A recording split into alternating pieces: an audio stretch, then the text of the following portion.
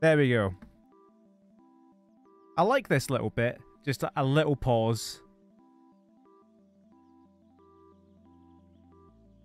And they say hello and welcome to session 5 of the Amaranthine Invitational. We are in 1575, the late 16th century. It's the 1st of April. April Fools for Schwarzwald, Versailles. They got picked apart last session. Speaking of getting picked apart, here's the Reformation. Very much in progress. Ripping apart Grunhammer, ripping apart London. Before we unpause, I'm just going to quickly jump in and show you, if you didn't read the write-up, London getting ripped apart, 37% religious unity, and they are already in the religious turmoil disaster. They'll be getting rebels aplenty.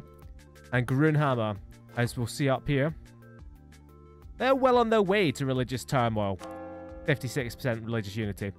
So this is kind of the hot spot of the campaign right now. It's seeing what the Reformation does to Europe, if it potentially weakens the Triple Alliance. Oh yeah, and the Orthodox faith is almost completely gone.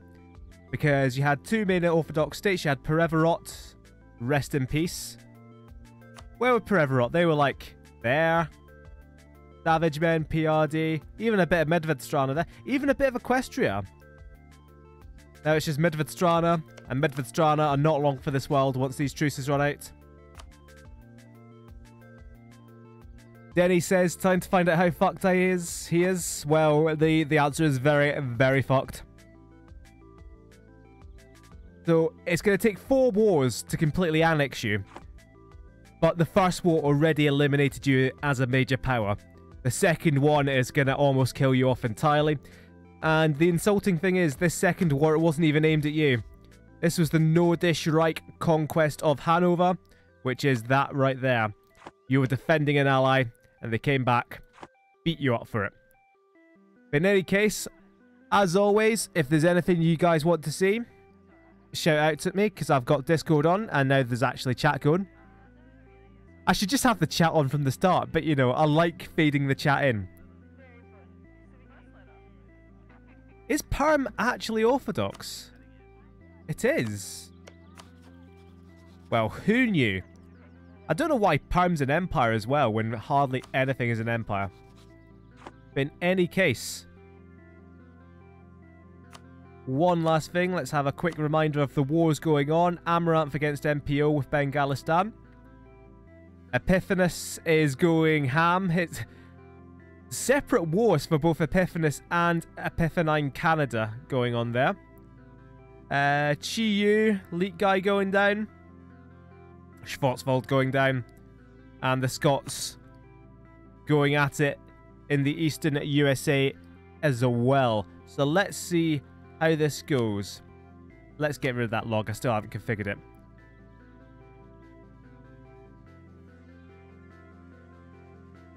So it's not looking good for Schwarzwald, and I can't really see any way back for them, in all honesty. Likewise, Lurtzland. Lurtzland and Schwarzwald, that was the most impressive thing, that they lasted for so long with only each other, really, as their main allies. Lots, I've already told Shamed about the Sabaton DLC, and I think he's very excited for the Sabaton DLC. So regardless of the winner, I'll be honest, I wasn't planning on giving the winning country a prize at the beginning of this, but I might now. It's been this campaign's been more of a success than I thought it'd be. There's tiny battles going on while the Savage Men and their 60,000 troops just meander around. I'm just trying to get my map modes in order. I don't know why the Holy Roman Empire is the default map mode on that button for me. But in any case,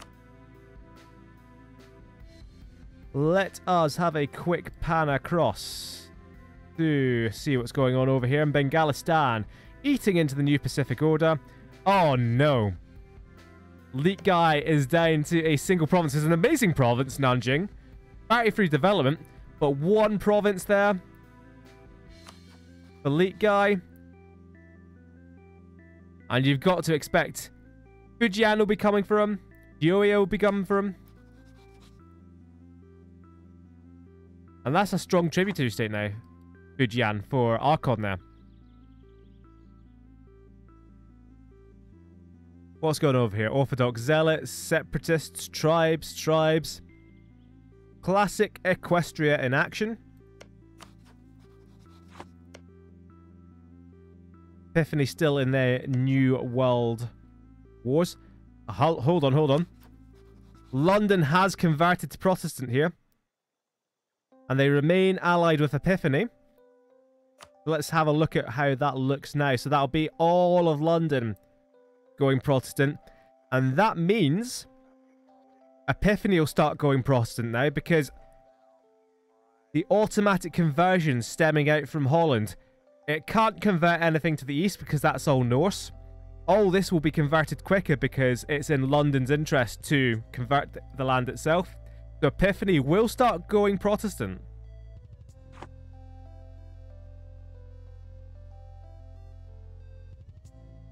At this point, it kind of looks like Grunhammer, London will be going Protestant as well.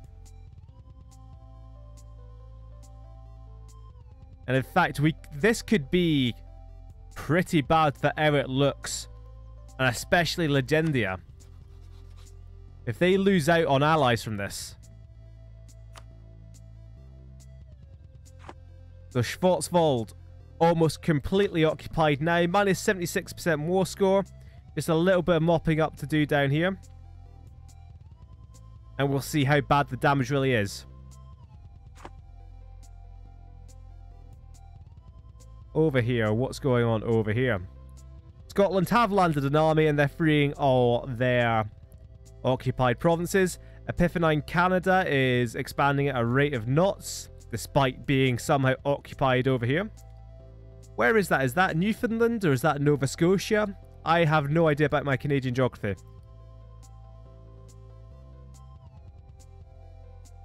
Are we looking forward to any big moves this session?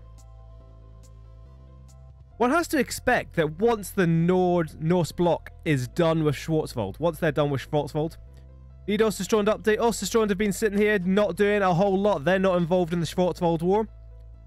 But all their allies are busy. And so Osterstrand are just going to be waiting for that truce with Medvedstrana, that truce with Leutland. And they'll probably be going in pretty quickly. Because as we can see, this is what Osterstrand wants. And they want everything on their border. Caboose are the one we really need to look for. Because Caboose, they're a loose cannon. There's a Caboose loose around Anatolia. They could go for Equestria. They could go for the Savage Men. They could go for Mecca, Kasim, Denal Valley, Ethiopia, Tokmaria. What are Malta going to do this session? No longer the Empire. No longer the Emperor. So that is peace in somebody's time. And as we can see, 2 provinces is all Schwarzwald lost in that war. But Nordisch Reich are a whole different beast now, especially now they've swallowed Hanover. And I know there's some very good quality land around here, having just conquered it myself in my own offline game.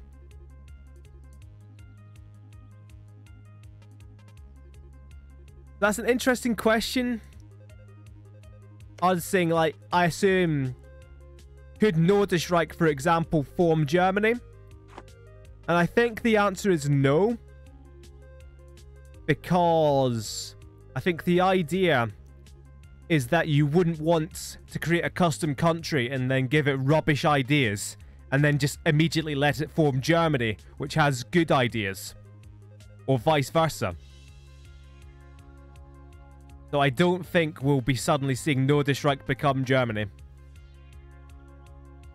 They'd have to get Berlin back first. Which is pathetic. Honestly, look at this. Look at how much they've grown. And look at how they still don't have Berlin. Hold on. Let's just pause this 1 second. Because I'm just having a quick look around. I'm looking up here. Or wherever. I'm looking up here to see if there's any wars. And let's have a quick look at this. Interesting, because PRD are no longer allied to Nordisch Reich. Oh, yes. I'm happy about this. Because this is why. Because there is a massive coalition against Nordischreich. Nobody is happy. And this could be a way out for Schwarzwald. Because look at this. Nobody is happy about Nordischreich. And in the coalition, Oldenburg, Holland, Cleves, Metz, Luxembourg, Erich Lux, Grunhammer. Yeah, I am very, very pleased about this. Now, Nordischreich wouldn't lose. Like we saw with Schwarzwald, Nordischreich wouldn't lose their own core provinces. They would only lose what they've taken from Schwarzwald. This could be... Schwarzwald could be getting put back on the map, especially if Erich Lux lead this coalition, because Erich Lux could obviously bring in the entire Triple Alliance. And PRD, they are out of it. PRD want no part of this. But that coalition against Nordischreich, the Savage Men and Osterstrand, that could be interesting. What would Erich Lux get from a war? They wouldn't get any territory. Nobody would be getting territory apart from Schwarzwald and some of the HRE miners, if such a war should actually happen. But this isn't a guarantee that a war will happen. Someone has to pull the trigger. It's not going to be Schwarzwald. Schwarzwald can't be in the coalition because they've still got a truce. Anyone with a truce, any one of these guys, they aren't in the coalition and they can't pull the trigger.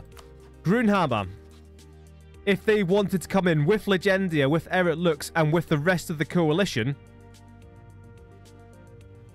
that'd be interesting. Because Erich Lux, they can pull the trigger and they don't have anything to lose, really. Because the Savage Men, what are they going to do to Erich Lux? Well, they could actually take the east coast of Italy, of course. But if Grunhammer were the ones to declare war, the Savage Men would be steamrolling through them. And I'm not sure that the AI really knows, right, we have to defend Grunhammer or this war's lost. So I'm really pleased to see this. But it's no guarantee that anything's happening yet. What this should do, and I'll pause it just to make sure. If we come into Osterstrand, what happens if we declare war? It is just still... For example, if we came into Nordischreich and looked at declaring war on Lärtsland. Oh no, because they're not in the coalition. I'm just trying to puzzle. There we go. If Nordischreich were to declare war on a coalition member, it would automatically call in every single member of the coalition. So it's not perhaps as threatening, because if we remember rightly, Erich Lux, #1 nation in score, pitifully small army, relatively. Let's keep that rolling while we look through this. Because if we look down, Erich Lux not even in the top 14. Erich Lux all the way down here.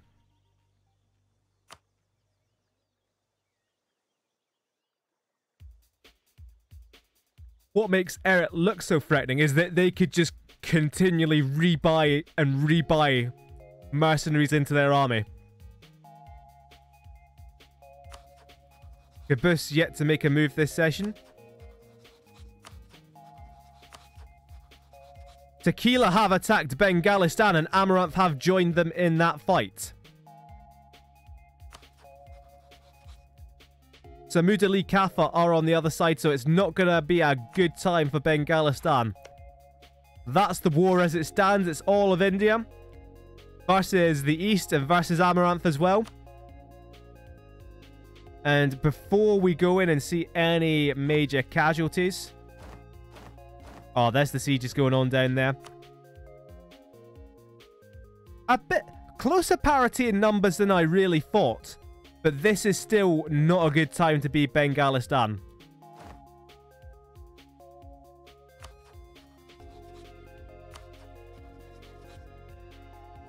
So Amaranth and Bengalistan must have pieced out of the New Pacific Order very, very quickly. And they're going to dedicate themselves to this fight. But look at how many Tequilans are just rolling in. But this is what we want to see. We want to see a coalition war. Look at the massive numbers of separatists as well that they're having to fight. And Denny still has his amazing generals, if he can somehow get in on this war. What would be interesting is if Osterstrond did something like go in on Lutzland or Medvedstrana, which would distract Osterstrond and maybe just leave Nordischreich to get killed by themselves. This is what I'm over. Look at that. Nordischreich are desperately trying to improve Osterstrond's opinion of them. I saw a truce expire just there. That could be someone else in the coalition against them. It's worth bearing in mind that there's only 2 real members of this coalition to worry about. Or Switzerland's. Are Switzerland in there? Switzerland have to be in there, surely. Switzerland aren't in there. But it's only Grunhammer and Eric Lux who have any sort of connections there.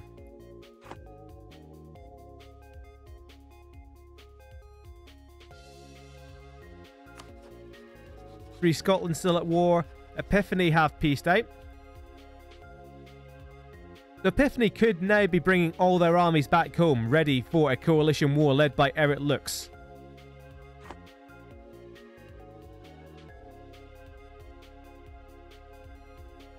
And Tequila rolling in. This is the Bengalistan capital right here. And look at this mass of humanity striding through the Bengal Delta. Only 50k, that's not going to be enough to deal with even one of these stacks. The Amaranth armies down here doing nothing. As was always the fear. Kabus are at war and they're going to war against Mecca. So they're just going to swallow up the rest of the Middle East. And then what? And then it will be Arthur's turn. As their truce is running out just after. And then what? That's the question. All eyes on Europe at the moment though. Everyone with their fingers absolutely crossed. New Free Scotland. Hold on. What we will do, or what we can always do, we can, well, I can jump in to any country at any point and change anything. Now, I haven't done this at all, but what I'll do is change that name because that's a rubbish name. Freest Scotland. That's a bit better.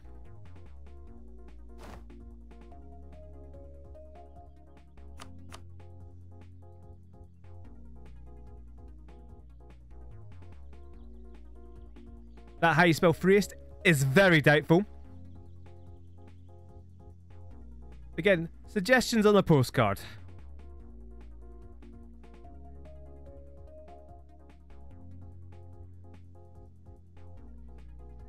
Depending on what Tequila take from this war, and what they want is everything, of course. Depending on what they actually get, this could be it for everyone else in India because of the trade situation. Tequila take the Bengal trade, that allows all this Bengali trade to enter their home nodes, and they'll be so much richer for it. This is the war that will make Tequila. Yoya. Yunlin have attacked. Yunlin, who did Yunlin attack? Yunlin attacked Buryatia. Archon's on the run. And then Gioia came into their defense. But then Sichuan are invading Gioia from the west. That could be a brilliant move. If Yunlin can somehow win this war, they should be outnumbered, especially against Gioia. But if they find a way to split Gioia and Sonyeir Sedai. Incidentally, Sonyeir Sedai with their army in Japan, not Korea. So they're not about to jump in on this war. That could be a brilliant move there by Yunlin. If they win this, especially if they take land from Geo, and we know Buryatia has some, like, stupidly high development provinces around here because we checked that, like, 2 sessions ago. So that could be, like, an A+ move from Yunlin. Like, a game-winning move. Or a game-saving move, at the very least. Mecca continues to go down. Bengalistan. We looked away from Bengalistan for, you know, a mere moment. Although they... Oh, it looked like they were winning a battle up there. At the foot of the Himalayas. But nope, Tequila got the numbers in. Amaranth are finally helping out. And I don't want to keep pausing, but I just want... For the sake of comedy here, if we look at the war participation here... Yeah. Amaranth, literally 0% participation here. Literally 0%. Amaranth, even with the army in here, they've done nothing. Oh, here, there we go. Amaranth are fighting. Amaranth probably losing here. But you know what? Even if they're losing, reinforcements coming in, actually. They could actually win this battle. This could be the first battle that they'll actually win. Nope. More reinforcements from Tequila coming in as well. A massive battle there in Pagan. But all for naught.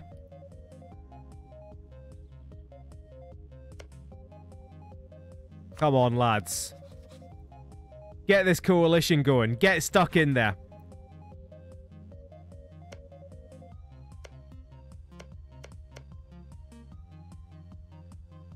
So, the guarantee for Equestria is still in force. From both Osterstrand and the Savage Men. Which is dangerous when you see what Caboose wants, if they still want the same. Caboose want this little bit of Equestria here. And they've already eaten what they want from Mecca. So they're looking for a new target. And if they want Equestria, then they will go through the Savage Men and Osterstrand to get it. So this could be an explosive end to the Norse bloc. Caboose attack in the east, Nordish Right get coalition in the west, and the PRD have the diplomatic savvy to just kind of detach themselves just at the last minute. At least, this is what I hope will happen. As you can see, oh, a lot more Protestantism coming into Epiphany now.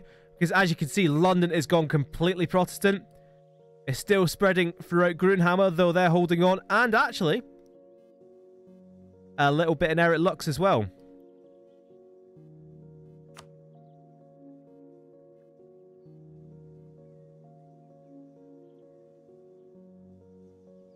Let's calm it down, lads. What's everyone up to? Ria Scotland. Expanding there. Epiphany Canada there. What's going on down here? Patra in Brazil. Not really expanding that far because look at Nerolandian Brazil. That'll be Nerolandian La Plata. We've got to come up with better names for the Neroland colonies at the very least. Oh yeah, here's what I saw. Actually, when I was doing the write-up. Legendia, as we saw, they got that one tiny province in Bahia, right? But what they did from that one province is they went, you know what? Neroland's beating us to the south. Patria's beating us to the north. We'll go east. Not to Angola. Not to anywhere useful.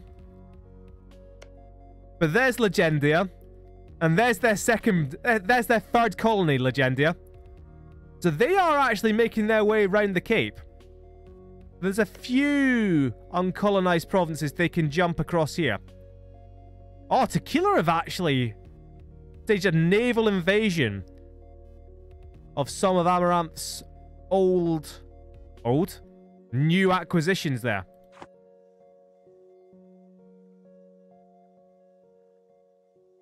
But it's looking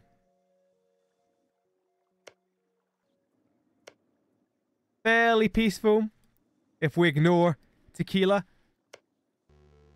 So that looks bad for Yunlin, of course, but let's zoom in. How well are they actually doing? They're winning the war. And it's interesting, this is a war of religion. It's a crusade here against Buryatia. So they're not trying to take a specific province, they're just trying to win battles. And they've won more than enough battles. 12 war score from battles, they need 10. And they've got higher quality troops, so they're more likely to win battles because they've got morale in their ideas, they've got defensive ideas as well.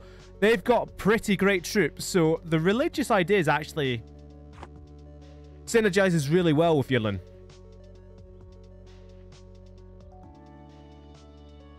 I keep looking down here and seeing occupations down here and hoping it's Caboose.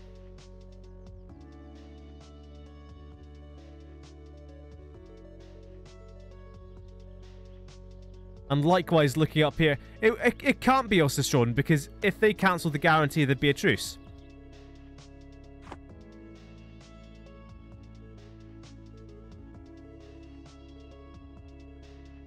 There seems to be very little going on in the world. I'd like to see Patria start really cutting their way through Burkina Faso. I'd really like to see Malta do that as well, honestly. Oh, here we go. Tok Maria. What Tok Maria have decided is that Kibis are going to be coming for us eventually. You know what? Let's get as much land as we can, especially easily defensible highlands, deserts, etc. Make Kibis march through it all. Why do I want the Norse bloc to die? Well, I don't really want the Norse bloc to die. I find the Savage Men really interesting. I find Osterstrand really interesting. I don't find the PRD interesting. The chat is broken. That's not good.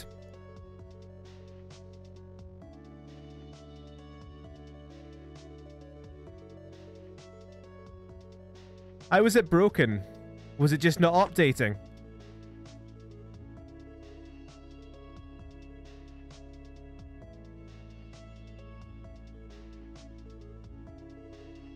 Neroland in a battle there, which means that Epiphany have come again for them.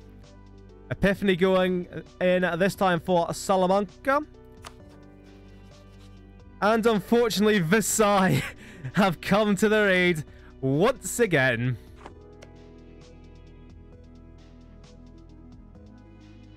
Yeah, there'll be quite a large delay on the chat.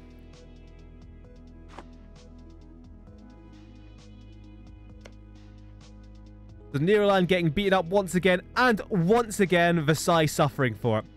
Or even Switzerland are in on this war. Pathetic.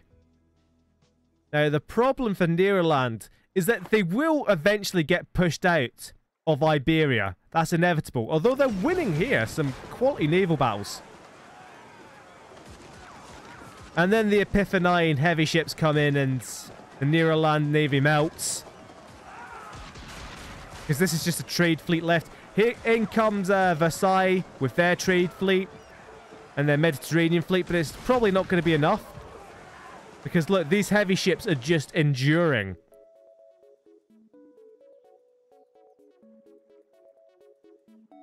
The problem for Neroland is down here. Although they might be really lucky for Legendia and Sierra. Or Ciara? Heara? However one would pronounce that. In that they can easily lose the whole of Neroland Brazil and all of Argentina to Patria just in a single treaty. Lots of movement round here. And here we go. This is what I like to see. The coalition has pulled the trigger. And it's Oldenburg who have pulled it. So this is Oldenburg up here. Now that's not great news. Because what this means is that if Oldenburg gets occupied with their one province and their level 1 fort, then they're in trouble. So let's have a look at this war. So it's the coalition against Nordisch-Reich, the Savage Men, and Osterstrand. So the coalition, let's have a look at this. I don't think that's enough. I really don't think this is enough. I think they've jumped too early. If they've waited a bit more, let the truces come in.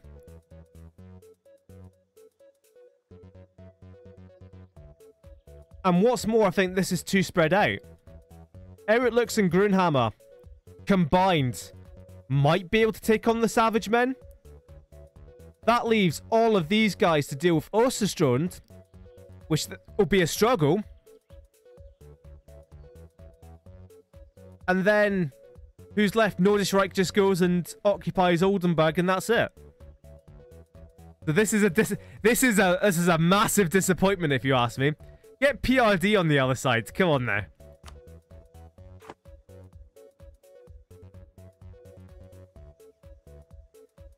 What's the fort situation here? See all this huge area unprotected by forts, allowing the Savage Men just to waltz into Vienna. Yeah, I don't really need to analyse this. It's just really stupid. There's the Erelux army marching about. If we're lucky, or rather, if you are supporting the coalition here,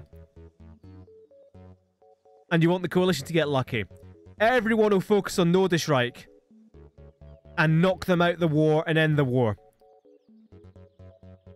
Because, as you can see, Ossestrand, they're just going to roll through Lurtzland. The Savage Men, I don't know where the Savage Men are going, but they'll roll through anyone. Oh, there we go. There's Erelux on Ossestrand. Completely wiped out their army there. Maybe Erelux have, like, an amazing army. And we just didn't notice. What ideas do they have? Defensive ideas? Oh, no, they do have an amazing army if they have the artillery. I remember this. It is Versailles versus Switzerland, but that's because Switzerland are part of the Epiphany War against Nederland. And so they brought in everyone in there, and that's how Versailles are going down. At the very least, if Switzerland take all this land rather than Epiphany, it means that Epiphany won't take all of Versailles' land. Because Epiphany probably aren't going to give anything to Switzerland in the peace. We've got an amazing general there for Lurtzland as well. Oh, big battle going on here. The coalition rushing in to try and save Grunhammer. Probably going to be a bit too late. Oh no, actually the Savage Men retreated. So they've repelled the Savage Men, the bulk of their forces there. Interesting. And a Nordisreich army going down there. Helped by Lurtzland's amazing general. Oh no, the Nordish actually pulled that out. They won despite being outnumbered there. So this is actually really interesting to me. Because, obviously, if they concentrated on anyone in the front, the Norse bloc would win. Actually, now, I should have done this earlier on, of course. But if we jump in here, we see the numbers. And the Norse bloc actually have the numbers here. They have the numbers advantage in everything apart from artillery. But I like the Erelux of 16,000 artillerymen. So 16 units of artillery. That means that a decent proportion of their army will be artillery. And they'll be really bringing the pain in any battle. If this was a human versus human multiplayer conflict. Oh, here we go. Look at that. This Erelux decimating every single army that comes at them. Now, the Savage Men caught them there. But still, fire damage is kicking in. And the Savage Men just melted at the end there. The Erelux. This is the potential. This is what annoyed me about Erelux before. Because they now have amazing ideas. They could be obliterating people in wars. But they've barely expanded since taking 3 provinces from Ashwinder. And now look. Their side is outnumbered in this war. But they're still obliterating. Grunhammer mostly untouched just now. That lurking 40,000 Savage Men army there. There's a Savage Men army isolated in the middle of Nordisreich as well. The PRD doing not a whole lot. So we really need Lurtzland to hold out. There's 21k Nordisreich in the Åland Isles. And Lurtzland rebuilding their army down here. There's an 11k stack there. And they are trying to siege down Oldenburg. They've got a little while to go on that siege, but they do need to relieve that siege.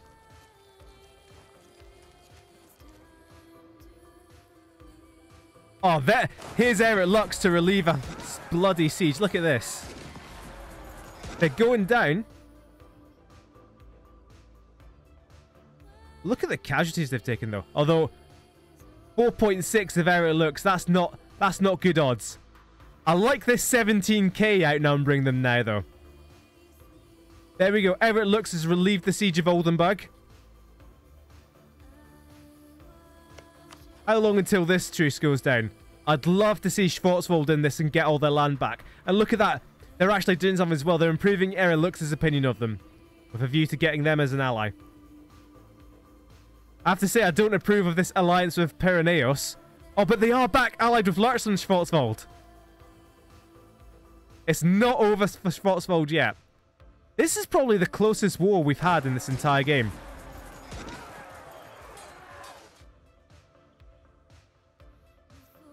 It's just a struggle for coordination. In a multiplayer game, it would just be the most coordinated team that takes this. Oh, look at that, though. The Savage Men have coordinated with Nordic Reich, and they've demolished that Grunhammer army. Hammer.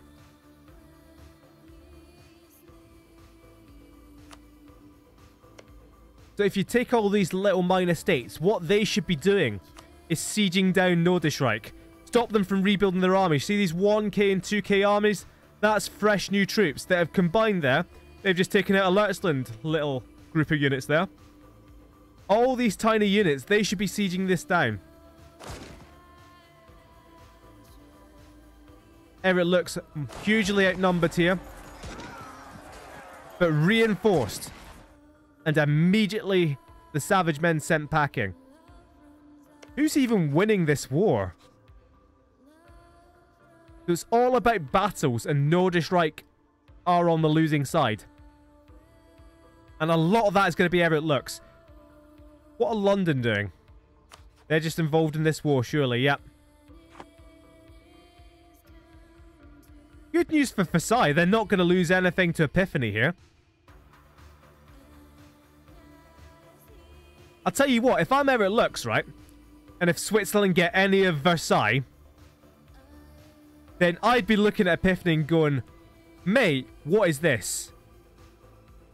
Why are they getting all this land, and you didn't even give me, like, Draguignan, or Provence, Avignon, Dauphiné? So here we go. There's another attempt at taking back Bremen. Well, that's interesting. That's probably the best fort for the coalition to have taken, Bremen, because that helps protect Oldenburg. Not very well, obviously, because look at the siege going through. But that siege still has a while to run. Where are the Eric Lux armies? They've been beaten back from Brunn.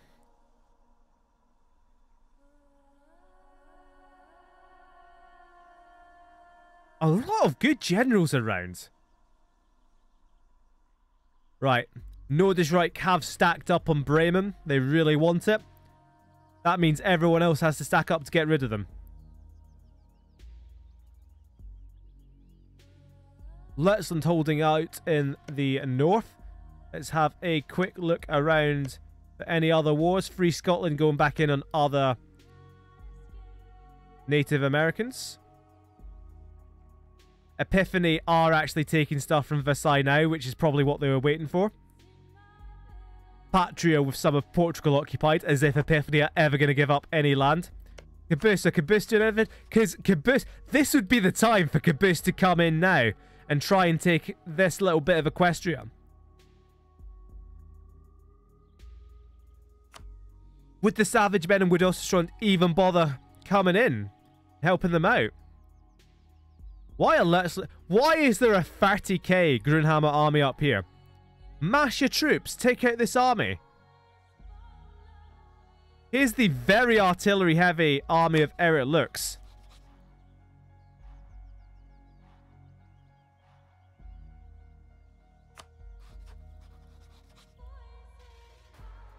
The Norse bloc are slowly but surely winning out. And there's bigger incursions into Grunhammer now. It's far easier, because there's far fewer powers for the Norse bloc. It's far easier for them to coordinate by happenstance. It's far easier for them to accidentally be in the same place. Look, grab that 10k army, grab that 21k army. That's a good general. Those are amazing troops. Smash them in Bremen before Bremen falls. And Bremen is close to falling, as is Oldenburg. So Madrid has fallen to Epiphany. That is 43 development away from Neroland. How much did they actually take? Was it just Madrid? No, it was literally Soria, Salamanca. Oh dear, Epiphany. Easily kind of the biggest now in the world. Neroland surviving in Brazil just now. But Grunhammer, we've looked away for a second and Grunhammer are in a lot of trouble. They did not save the siege of Bremen, but they did save the siege of Oldenburg, which I guess that kind of has to be your priority.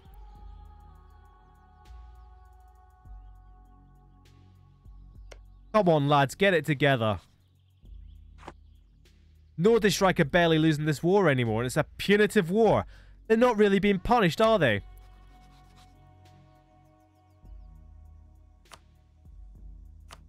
That's good. Oberpfalz down there is a fort. You need to take and hold these forts for the strategic advantage. This is the problem here. Like, this is a whole swathe of land that's been taken, but none of it is protected by a fort. If it was protected by a fort, say a fort in Pest, which is where there should absolutely be a fort, because it's farmland, it's high development, it's a centre of trade. Put a fort there, and that means that none of this land here would have been taken. It would have all been reverted back. For those of you who haven't played EU4, oh, look at this. How it looks there. And then they should start to decimate. Yep. And Nordisch just running away before they get decimated. Smart.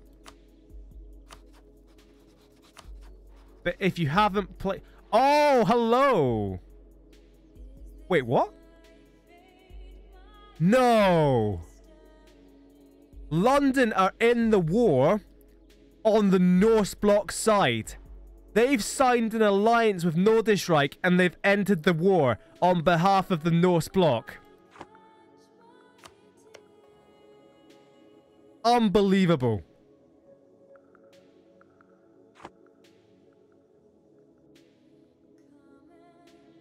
I'm not sure if I've ever felt this betrayed.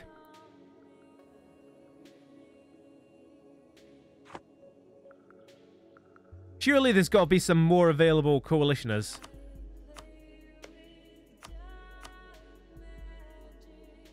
Schwarzwald, Switzerland. Oh, disappointing, to say the very least.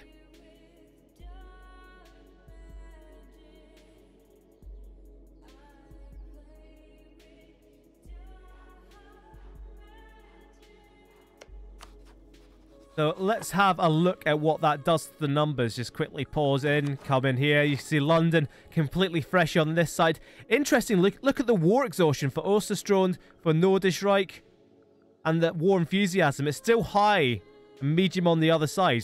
But look at the disparity in numbers now. And look at that huge navy. That's a Lurtzland navy. How did Lurtzland get such a huge navy?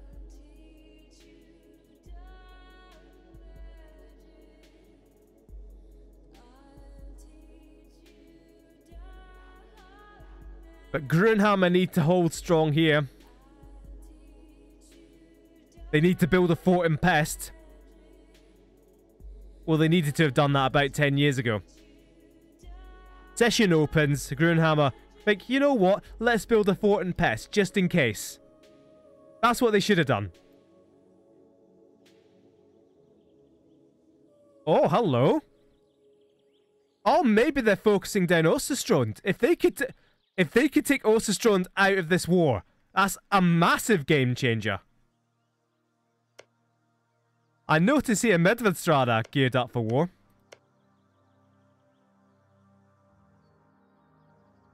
Could they somehow knock these guys out of the war? Massive naval battle here. London winning, as we thought they might.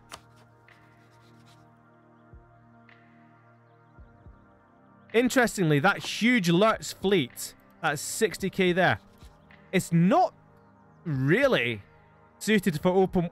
Well, actually, it's not really suited for the Baltic. It's suited for here. That's 10 heavy ships and a good admiral. Whereas London don't have anywhere near that. That's impressive. I don't know how Lurtzland got the money and sailors for that, but that's really good. Did that Grunhammer army just disappear before our very eyes? Well, that's not great. It's going to be difficult for them to rebuild their army with so much of their homeland taken.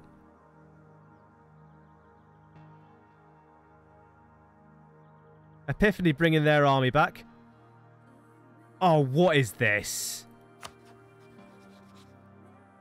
The Switzerland have gone in.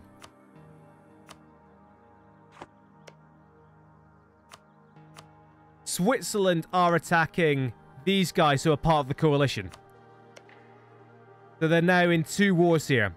So they're taking... Switzerland, backed by Epiphany, are further damaging the coalition's chances. Oh, hello. Major battle down here. The Savage Men easily winning out, because the Savage Men have the biggest Mediterranean fleet, if I recall correctly. Caboose are going in directly on Tolk Maria this time. They want a Beja, which is going to be right here. That's what they want. They're going further into Africa, and it's... I don't really see how Tolk Maria are going to stop them, especially now that they're backed by Arkansas. Kizil Bronco at war.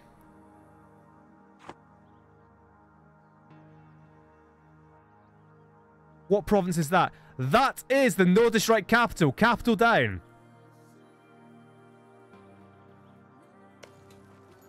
That is Epiphany sieging. Ah! Epiphany sieging down Oldenburg. Well, I suppose if Epiphany take the war goal for the Norse bloc, it means the Norse bloc aren't taking it.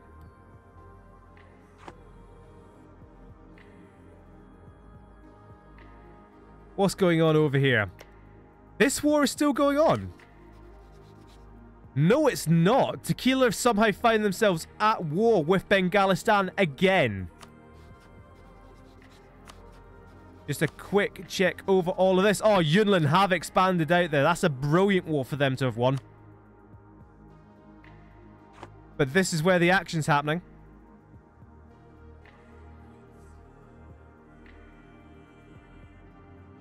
Australia Minor completely dead. Nope. And I'm not sure they've even been touched this session.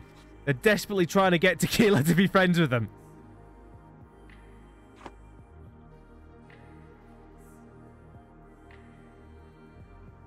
Right. There's a peace. There's peace in this war.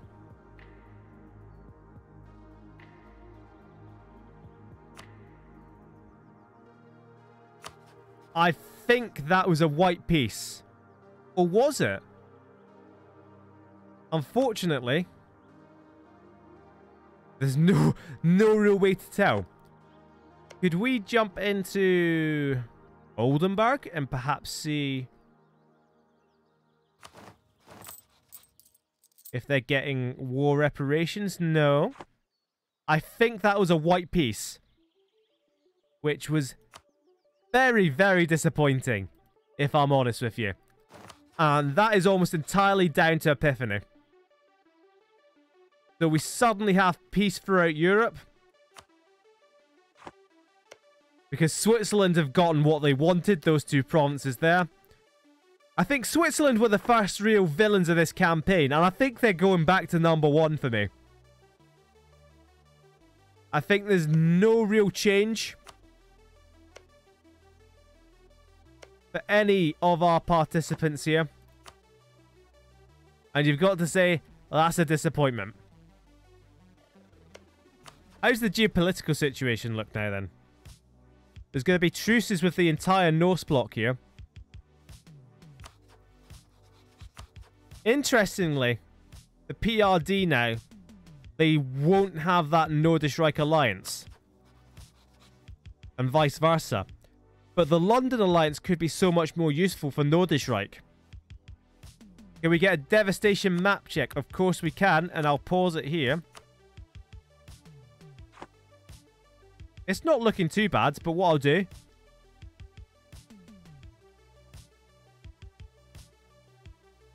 See, what's happened here is that even round here, it's not too bad. 0.5. It's round here that the devastations happened, and even that's not too bad, 7.15, because if we look up here, a little bit worse. But no, a fort there changes a whole lot of stuff for Grunhammer.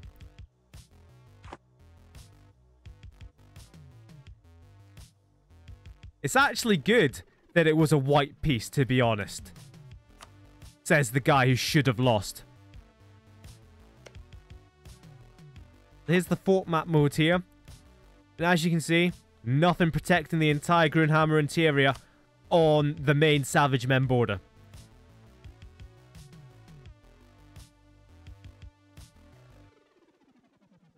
Of course, in the middle of all this, there's still the Reformation going on, and Grunhammer still struggling against it. You can see it's really taking hold now in Epiphany. But it shouldn't really affect Epiphany, because what we'll do again, we'll quickly pause, go into Epiphany, and we can see how much of their territory has been taken over by Protestantism. Religious unity, 99%. Because they've taken humanist ideas, which means they get a lot of tolerance, which means they get a lot of religious unity as a bloc. They're absolutely fine for the foreseeable future.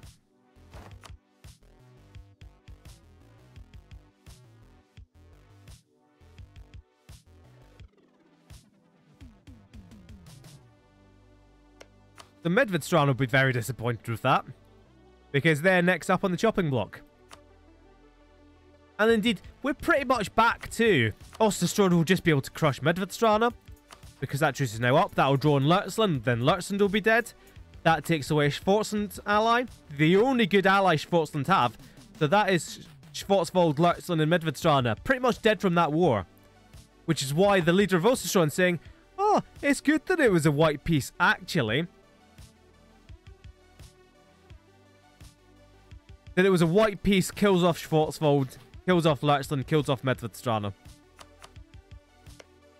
Although, still coalition potential there because they didn't really lose anything from it.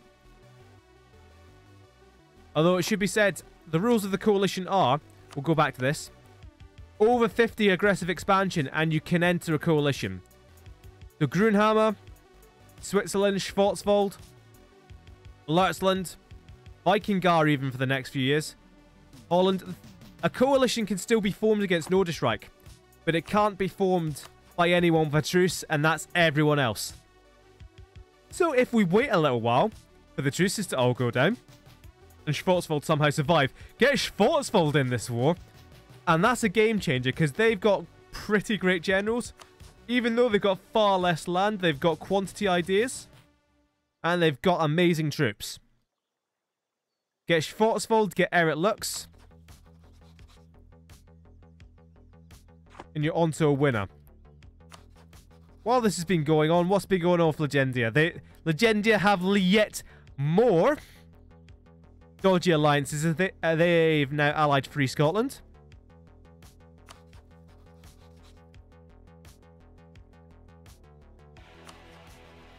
Malta continuing on. Malta allied with Cordoba. Interesting. Cordoba allied with Grunhammer. Interesting. Neroland. Dead. Not very interesting. So, is this the largest war? No, we've still got Tequila in on Bengalistan. And is that Sintagar coming down?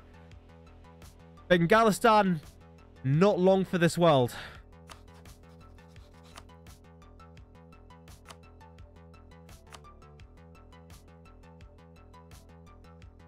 So this is a war that was Sintagar on Sichuan. Weren't Yunlin allied with Sichuan? And they did not honor the treaty. That's pretty much the only reason that Yunlin were able to win this war against Buria, Tir, and Gioia, because they had Sichuan coming in from the west. And they just dropped them as an ally completely. And for that, Sichuan are getting eaten. Put Yunlin in this war, and that's a bit more... Well, it's Tequila, so it probably wouldn't help that much. You can see here, what did Tequila take last time? It was stuff like Gouda, Lucknow, and this is all really great land. while we're looking at really great land in India, the Renaissance still crawling across here. It's actually crossed the Mongolian desert quicker than it's crossed Tequila, which is pretty pathetic. But everything else, the printing press, pretty much present throughout all of Europe now.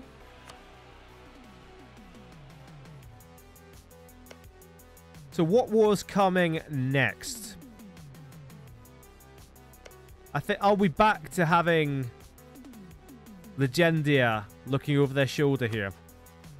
Eric Lux.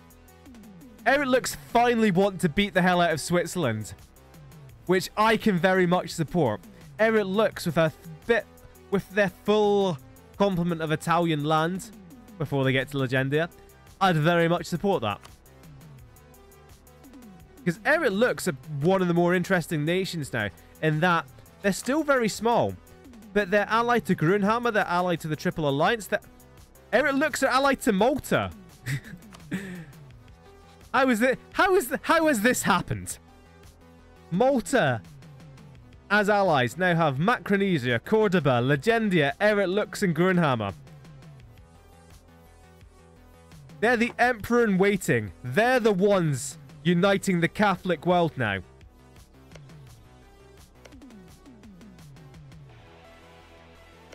What's happened here? What has actually happened here?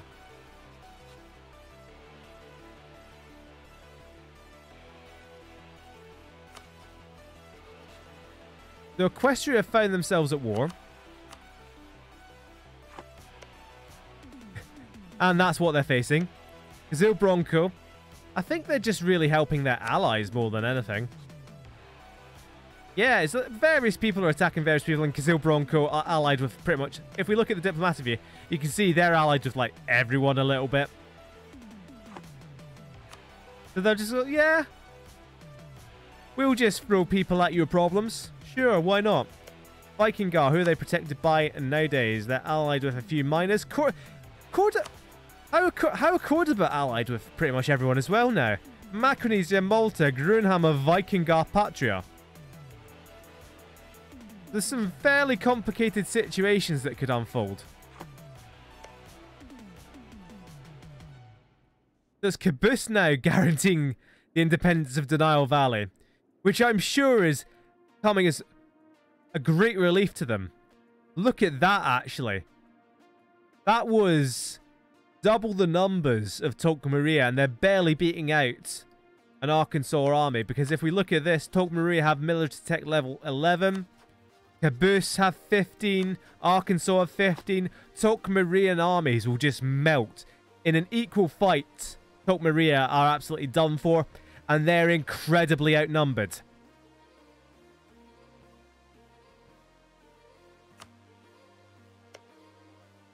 The PRD, there's still a Norse block of sorts. And they'll be desperate to hold up. What? Hold on. Now that they're not allied. Nah. What I want is a second coalition led by PRD. That's what I want. If you want to make PRD interesting, then you've got to make PRD the actual voice. They're a peasants' republic. They're the Grand Peasant Republic. They're the Polish Democratic Republic. They need to be freeing people from Nordischreich. But anyway, Colony Watch, Neroland is continuing on. Freest Scotland becoming quite powerful, taking over a lot of this coast. London have landed in Massachusetts. They've actually done something. They're spreading pitifully slowly, but Plymouth and Massachusetts, cool. We could actually see a United States here, because that's Scottish culture, that's English culture.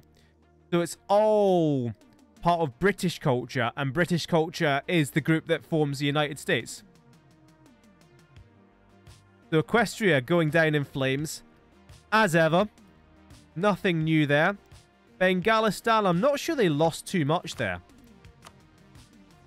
They lost Barind. Oh, that's... Oh, I didn't realize how big these provinces were. That's a hell of a lot of land to lose again. And now their capital of Bengal Delta is completely, well, not completely, but very nearly completely surrounded, and peasants sieging it down. Not a good look for Bengalistan.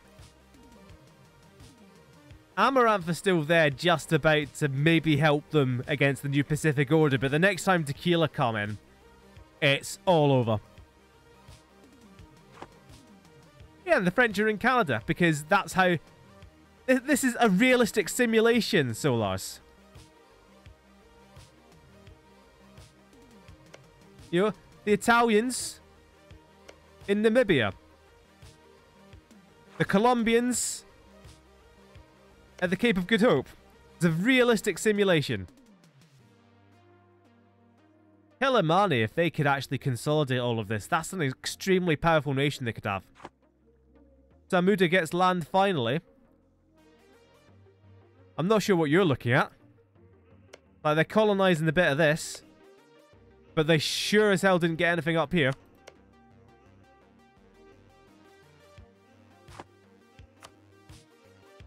I can appreciate that that's quite a nice border, though. You know what would be nicer? They take Garavdesh as well. Who's protecting Garavdesh? Nobody's protecting Garavdesh. So let's be on Death Watch here. Garavdesh certainly are. Their army isn't training. They're being paid to the full. They're ready with their 12k.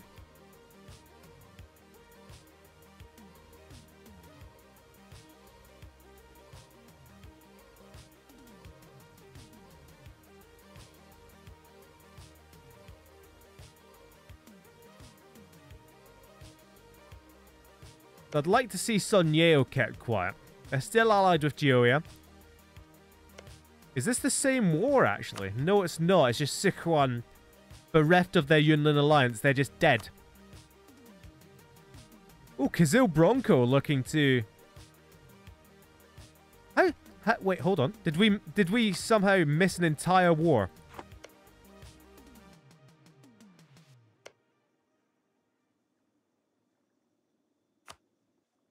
Oh, hold on. Did Sun Yeo Sedai somehow get defeated by Yunlin and we missed it? What we can do, this is what I do. We go into the history of Yunlin.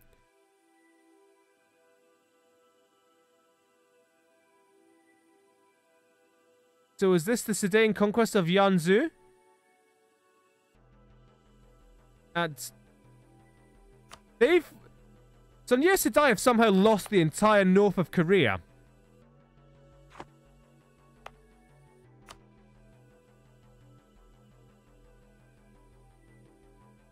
Four years ago.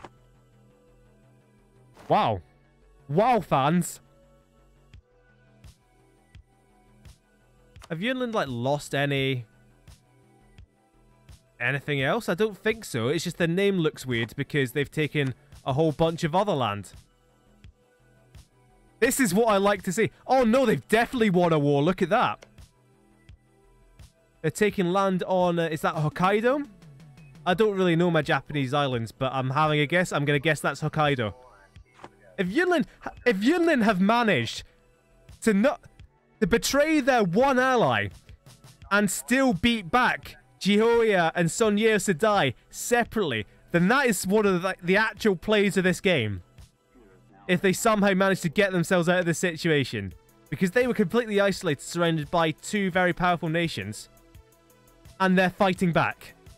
And that's very impressive. How are we doing for time? About halfway through the stream. Cool. We'll certainly make it past 1600 and the spawn of global trade.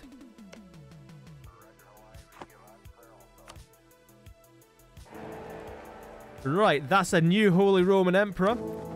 And it is Ulrich Grunhammer. Interestingly, oh no, what this is. Oh, this is actually very interesting, right?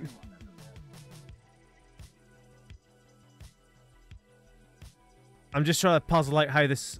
So what happened in real life is that you had the Protestant Reformation within Germany.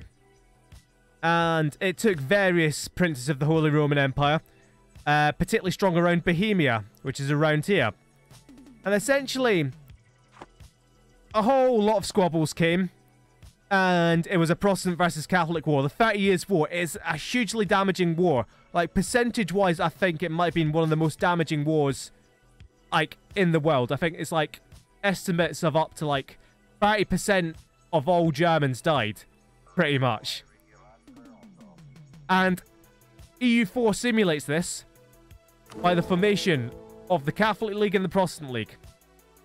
And now, the Catholic League will always be led by the Holy Roman Emperor, which is Grunhammer. And this is for which religion holds hegemony over the Holy Roman Empire. Is it going to be Protestantism, or is it going to be Catholicism? So here you see the two sides. On the Catholic side, we have Grunhammer, we have Free Scotland, we have Vikingar, East Frisia, Eric Lux. Now, obviously, these guys aren't all Catholics. They just want the Catholic side to win for whatever geopolitical reason. It's like, a lot of the time in a standard campaign of EU4, the Ottoman Empire will often come in on the Protestant League side because they want to kill Austria, who will usually be leading the Catholic League. So on the Protestant League side, we have the Savage Men, London, Nederland, Noordisrijk, led by Switzerland. So at any point, the leaders of these leagues can declare war on each other if they think they have the upper hand and can win. So no epiphany on either side yet. But this is very interesting in that a big epiphany ally in Eric Lux is on one side, London on the other. And Epiphany is kind of in the process of being forcefully converted to Protestantism. So this could really be disaster for Eric Lux. So we'll see how that develops as we go. So let's unpause again. And if we have the screen up, you'll hear that little sound effect every time someone joins the league. I wish there was a way to move this off the side of the screen so we can still look at stuff. But anyway, what I was going to point out by coming to the screen is it's now that we've only got 2 electors in Luxembourg, Switzerland, and we've got 1 emperor, it's very easy to have the Holy Roman Empire dismantled. Because all we have to do is take Vienna, which is very easy, as we've all seen. Take the capital of Luxembourg, which is going to be a 1-province minor, and take the capital of Switzerland, and you can dismantle the entire Holy Roman Empire. Did people leave the Protestant side there? Or am I just imagining things? Is that list shorter than it used to be? If the Catholic League could get Epiphany in, they should declare war straight away. Because Epiphany would knock out London instantly, and then Epiphany could go toe-to-toe with the Savage Men. Or why Nederland in the Protestant League side? Nederland need to be on the winning side here. Nederland need to be on the winning side, and they need to hope that Epiphany is on the losing side. That's what Nederland need.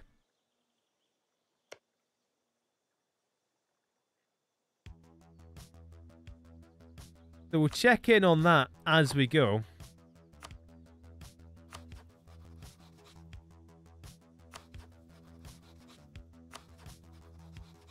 And what can also happen is... Oh no, what can happen is Switzerland, when they... If we look at this. We jump in as Switzerland. We want to declare war on Grunhammer. You can see we can declare war for reasons of the religious league.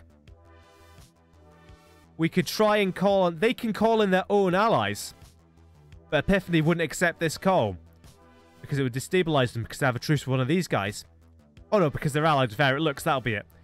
But say Epiphany would otherwise accept that. Which they would. They could call Epiphany in despite Epiphany not being on either side of this war. So that's something to look out for.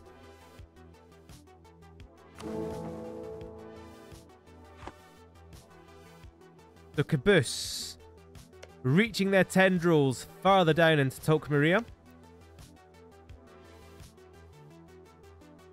Peace in our time.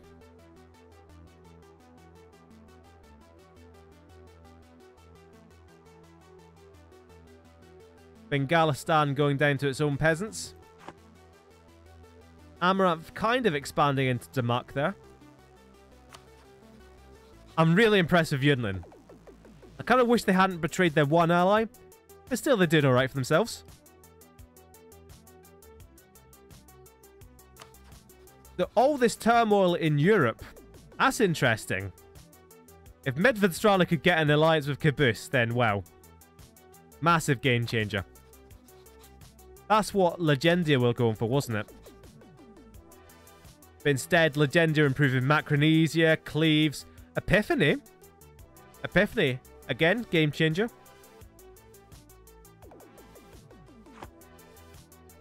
There are so many alliances that could be game changers here.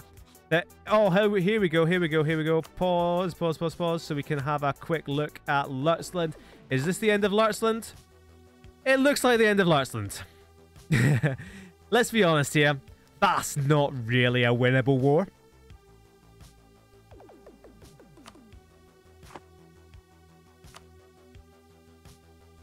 So it's the PRD who have come in for Lurtzland.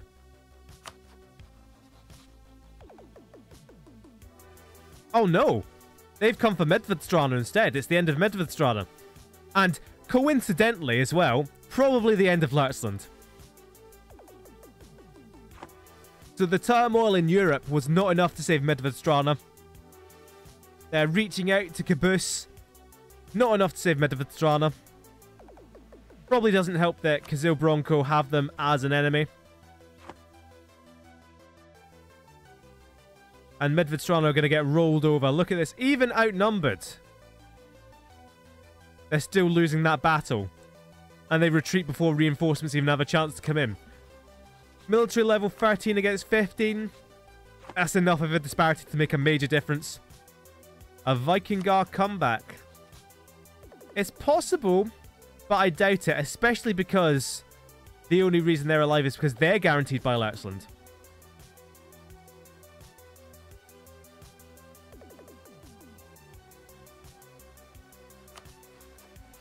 Now, Caboose have to be looking at this and seeing the Norse block get dragged this way, that way, forwards and backwards.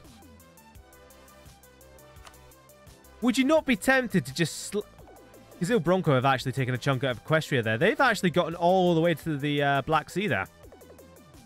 Azov is a centre of trade, I know, for the Crimean nodes. Yep. Oh no, it's just an estuary, but it's still pretty good. So that is quite the wide empire for Kazil Bronco. Which might mean Caboose no longer want... Yeah, they still want that. They still want that despite Kazil Bronco owning it. But now would surely be a good time for Caboose to just say, alright lads, Kazil Bronco, Arkansas, I want these two tiny equestrian provinces and we're going to fight the entire Norse block to do it. But we'll win. And they would win at that. God, imagine if the PRD took Berlin so Nordisch Reich couldn't get it. That's the only good thing that could come out of this war. If it means Nordisch Reich can't ever get Berlin back, I might accept it. Osterstrand. See, this is where Osterstrand need a few forts of their own, because look at this, their entire north is undefended. Now, I've just recently played a Swedish game, and I know this land is functionally useless. But it still creates a lot of war exhaustion, it creates devastation. And it's war exhaustion you shouldn't really be taking as Osterstrand. And it looks terrible on a map as well. It's like, if you're looking down here, it's like, oh, Medvedstrana are getting ruined, look at this push. And then you look up here and go, oh, Osterstrand are dead. They're not dead, because if we look at development, this is all bereft. This is all the Arctic Circle. But it looks really bad on the map. They should build a fort. There is a fight going on down here. Switzerland are at war. Trier and Vikingar. Luxembourg have attacked Trier.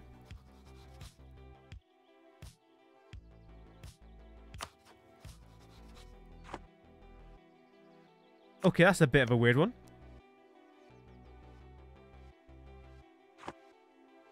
We'll just let that play out however they want it to.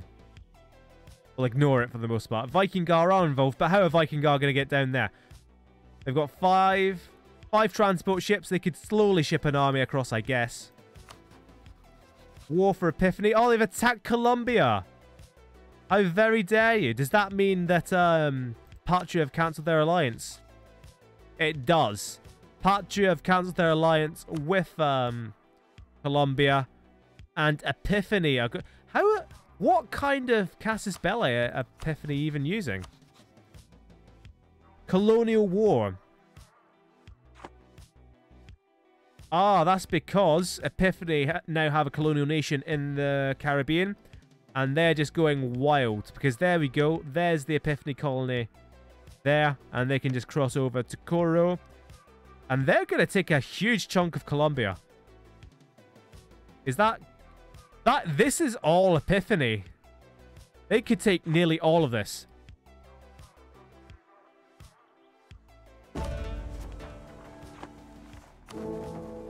No changes in the sides here. Incidentally, if no one attacks... Although I noticed that now that Switzerland are at war, London are the leader of the Protestant League.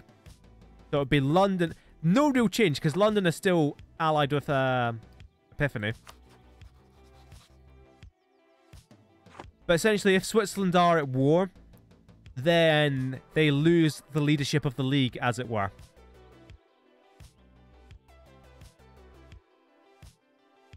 Well, Viking are even losing to Luxembourg now, it seems.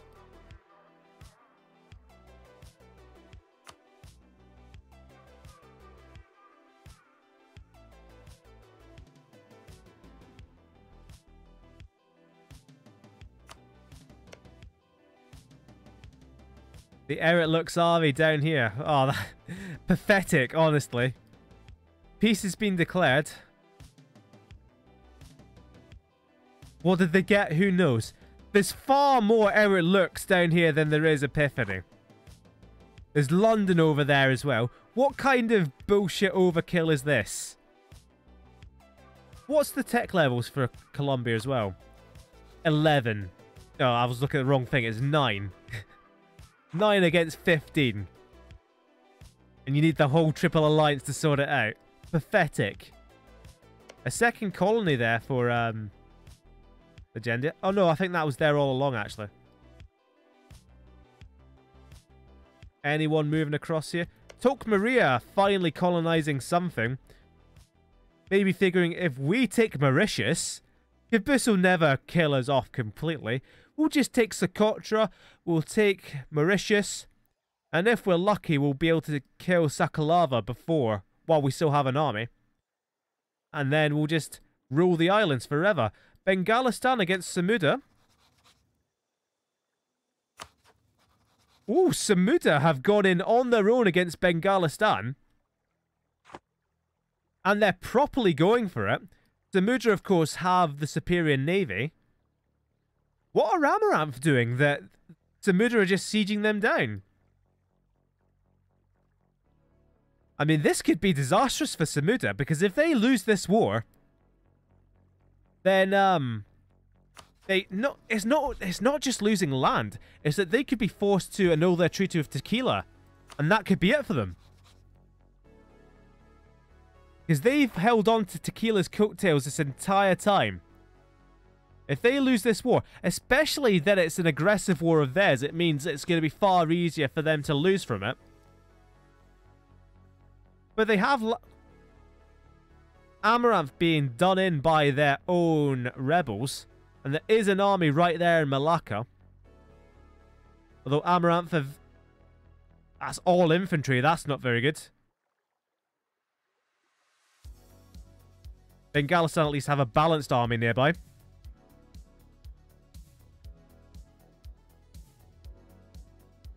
Yunnan Separatist, Kazil Bronco. Right, at least this is a Kazil Bronco war. So they might get some land out of this, and that brings the prospect of a Yunlin Kazil Bronco alliance a lot closer. Because right now, Gioia and Sonyeo could still beat Yunlin. How are we doing over here? Peace over here, so I imagine that Switzerland aren't the leader of the league again. No real change in the participants there, although once the 28-year-old Ulrich Grunhammer dies, it's looking increasingly likely that it will be Epiphany sitting upon the Holy Roman throne.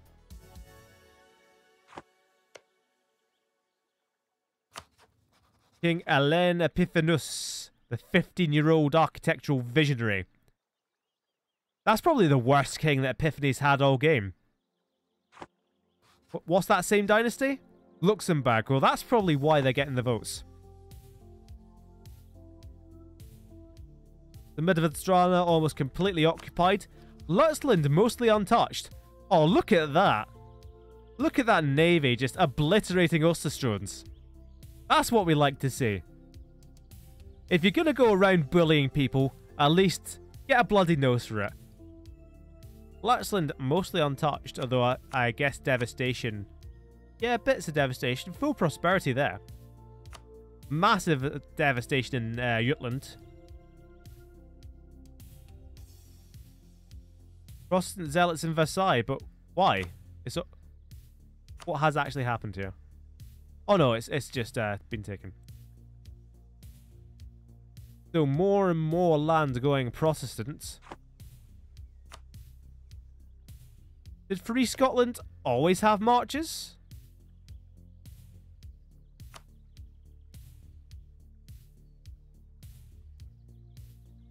They did. I'm just an idiot. I was like, that doesn't look very neat. Did they get it back from London? It's not. London never took it in the first place. They have no aesthetic judgment, not an aesthetic bone in their body. Epiphany landing now in Georgia. Oh, Scottish Mexico. Scottish Mexico going down real quick. So the colonial game is really kicking off quite quickly now. There we go. More legending colonies. And that's already a manufactory down there as well. Massive manufactories already. So if we look at trade though, that's all going to be passed back up to the Ivory Coast. And who has it? Who decides what goes in the Ivory Coast? London, Epiphany. That trade's going to be fairly split. Let's zoom in. I say fairly split. It's all going to Sevilla. Yep, so what I'll quickly do is I'll show you the colonial regions. And this is what defines what colonial nation it becomes. So Eastern America all becomes the United States or New Spain, or depends who's colonizing it. I don't know. Colonial calendar. Canada is just Canada. But then you've got Louisiana and Mexico, and they'll form separate nations. So this down here, Scottish Mexico, you can see it's not free as Scotland. But once they have 5 provinces that are cores, and they'll get that once they win this war. Because who are they at war with? I imagine it's all of Mexico. Because that's the best way to do it. Yep. So this is interesting for Scotland. If they can become a bigger colonial power, then this can help them survive on the mainland. Not just for the money they get back, but for example, if Epiphany declares war on Free Scotland, then Epiphany could split their armies between the New World and going after Free Scotland. And the bigger colonies of Free Scotland could actually, you know, push out the Epiphany armies in the New World. I know I'm stuttering over my words, but you probably get the point. Hello? What on earth is this? What has happened here? The Reformation, reconciliation and revenge of Vikingar, because they got, you know, how much development did they get back? Did they... When was the last time they had this? Here's the thing, Lutzland is still guaranteeing the independence of Vikingar. But Vikingar certainly got 1 province back.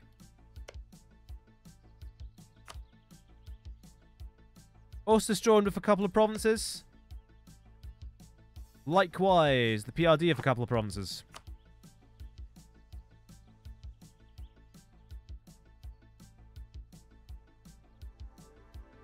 Everything quiet in Europe again, perhaps.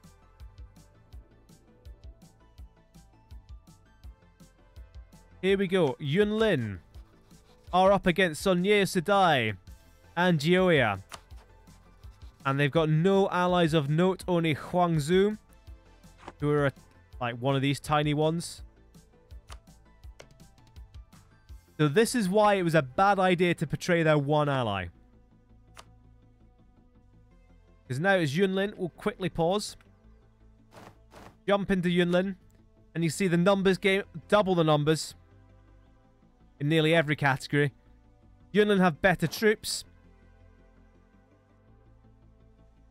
And they'll win individual battles. What's the casus belli? It's a reconquest. So all that counts is Sonye Sedai taking this province. And is that a fort? I can't tell. Yep, that's a fort. So Sonye Sedai are going to win this war. Unless Yunlin can take back that fort. Can take back that... It's a mountain fort, isn't it? Because it's the north of Korea. Unless they can take back this mountain fort. Now, Yunlin have an amazing general. 6 shock, that's very good.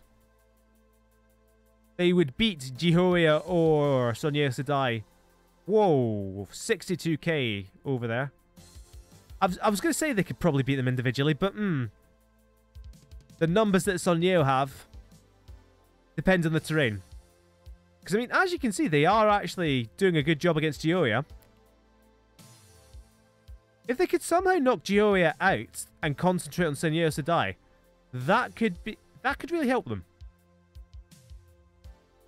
So Muda have now almost completely beaten down Bengalistan. What is this? I think these guys have beaten themselves free from the new Pacific Order. But yeah, this is pretty pathetic from Bengalistan and Amaranth. You'd think combined, even if all you do is float your armies over to the mainland and then just occupy their homeland. Easy.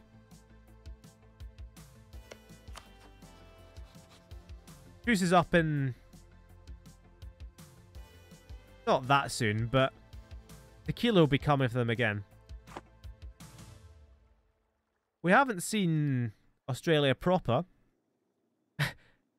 No. No!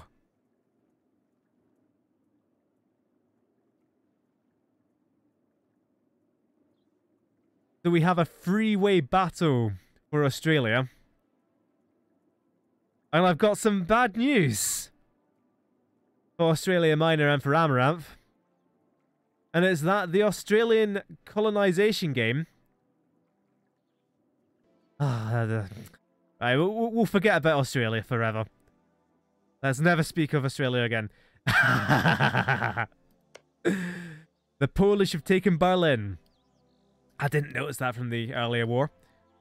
Nordischreich shan't be happy about that. Hello? Nordischreich allied with Neroland?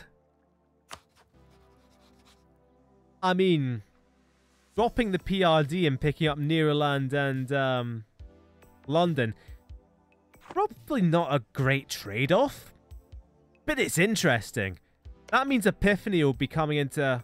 That means Nordischreich will probably get themselves killed next time Neroland get war declared on them, which I'm really looking forward to. No chance of that coalition coming back, is there? Not really. Not unless they do something else really stupid.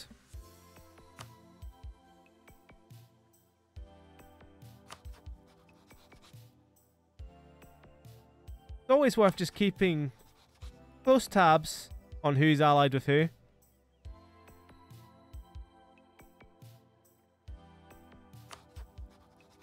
See if there's anything interesting going on. Like, London are a bit of a spoiler with that alliance of Nord... I'm still annoyed at that London jumped in on the side of Nordischreich.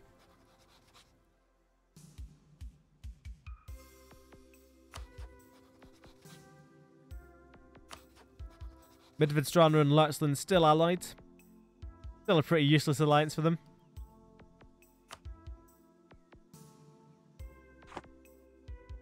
Kabus rebuilding an army or building up an army. Are they about to go to war? Who knows? Well, are Kabus about to go to war? The answer is yes. So that is that war over and done with.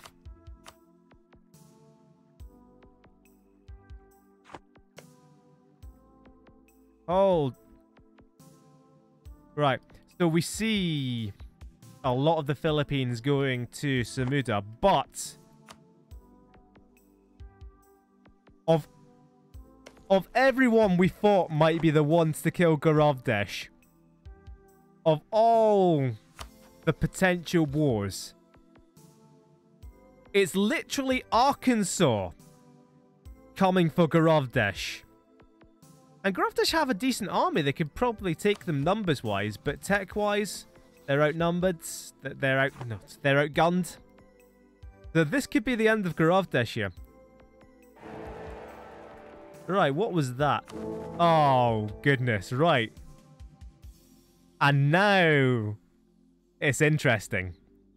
Because we've elected the new Holy Roman Emperor, and the new Holy Roman Emperor is Alen Epiphanes. And that brings Epiphany in by default on the side of the Catholic League. But do Epiphany really want to declare war on London? Or will they be forced to end their alliance with them? Epiphany and Canada want to break free already, wow.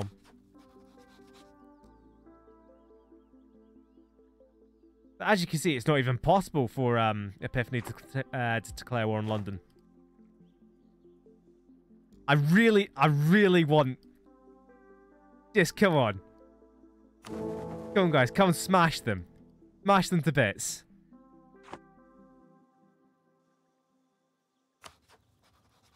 Yunnan continue to get pushed back because they betrayed too many allies. Look at this. Look at their enemies list. Even Tequila are on there now. That's not good. I think there's literally nobody available for them to ally out of the major powers from that list. Apart from, you know, the MPO, who they've already betrayed once.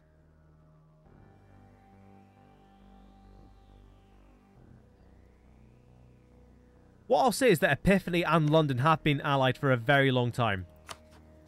It was the only thing that kept London alive in the early game. And that's how they ended up taking a bite out of Free Scotland.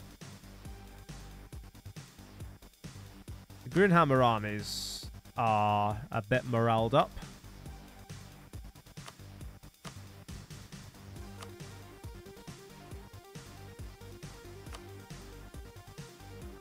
Hold on. I think the last vestige of Garavdesh has fallen. 1598, I assume. 1598, annexed by Arkansas. It was a far longer run than I thought they'd get when they got demolished initially. But Garavdesh are gone.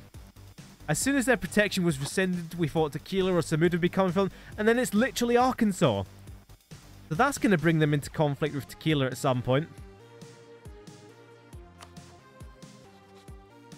Arkansas still not allied with Kazil Bronco.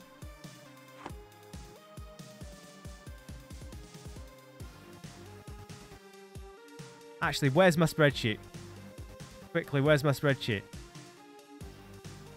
Garavdesh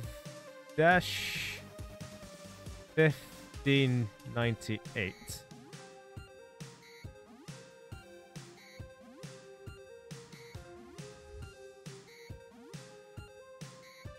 Just typical rebel beatdowns going on here. Having a quick look around for any sorts of conflict. New Hampshire settled there. So we've got a New England settled by England. And then we'll have the freest of all Scotlands here. A slightly freer Scotland down here.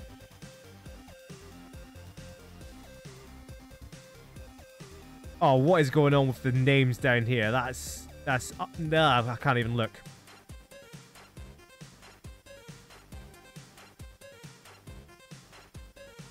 Who's going to be first to actually get the colonial nation there? 1, 2, 3, 4, 2, 5. The Amaranth should be first. to establish the colonial nation, so they should be quicker about actually snapping up the rest of Australia.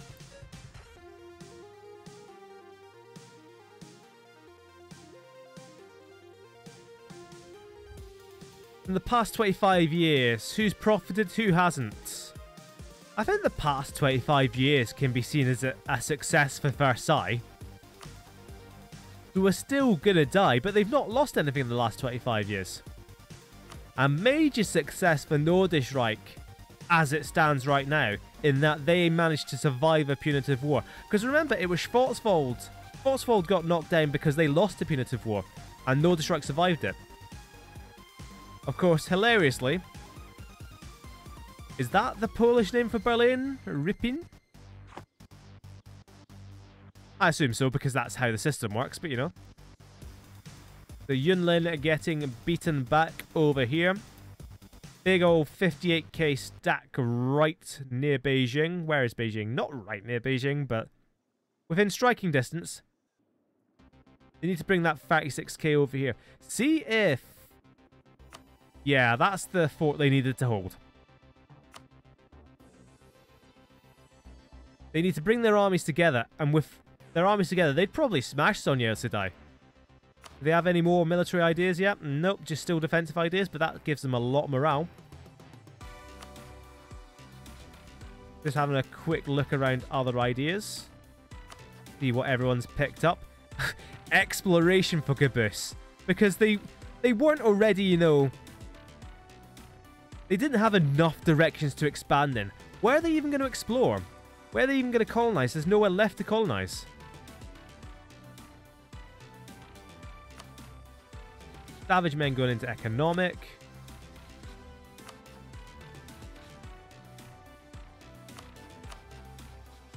Nordisreich into humanists. Oof.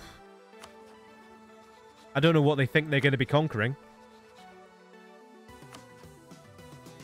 Lurchland going into exploration and expansion, but still haven't settled their first colony. Oh, no. I tell a lie. Look at this. The Lurtzian West... Not only have they been settling colonies, but they've actually got their own colonial nation in the West Indies. Now, the thing about the Caribbean, though... Can you draw a line from the Caribbean to Lubeck? You can, actually. So that's... I didn't know you could actually get from the Caribbean all the way through to Lubeck. You send it round to the North Sea. It has to go through Canada, which means that Epiphany's just going to eat it up. But, I mean, technically it's possible. Anyway, Osterström's ideas. Administrative, trade, offensive, economic. Pretty standard ideas. Offensive is a good pick. Trade, they've made into a good pick. It isn't usually a good pick, especially around here. But Osterström dominate the Baltic. Oh, no, they don't. They dominate Novgorod and the White Sea. And they've kind of made it into a decent trade node with how much they own. But yeah, the PRD, especially with this coast down here, they're going to dominate the Baltic Sea. And that's going to really limit how much Lurchland gets downstream in Lubeck.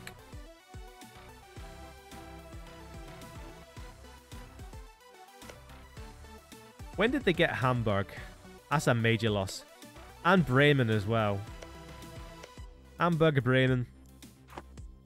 So there's going to be a huge chunk of that Lubeck trade going to Nordisreich now as well. We look over at Equestria. What kind of rebels did you have today, Equestria? The Savage Men haven't really made many moves at all. Disappointing. Right, that is 1600. So we're going to pause. And that little hourglass up there means that it's going to be the end of the Age of Reformation. That means global trade has spawned. And we'll see where it spawned in a sec after I've managed to save this game. It takes an absolute age for me to save and load games. I don't know why. So let us go MK 1600.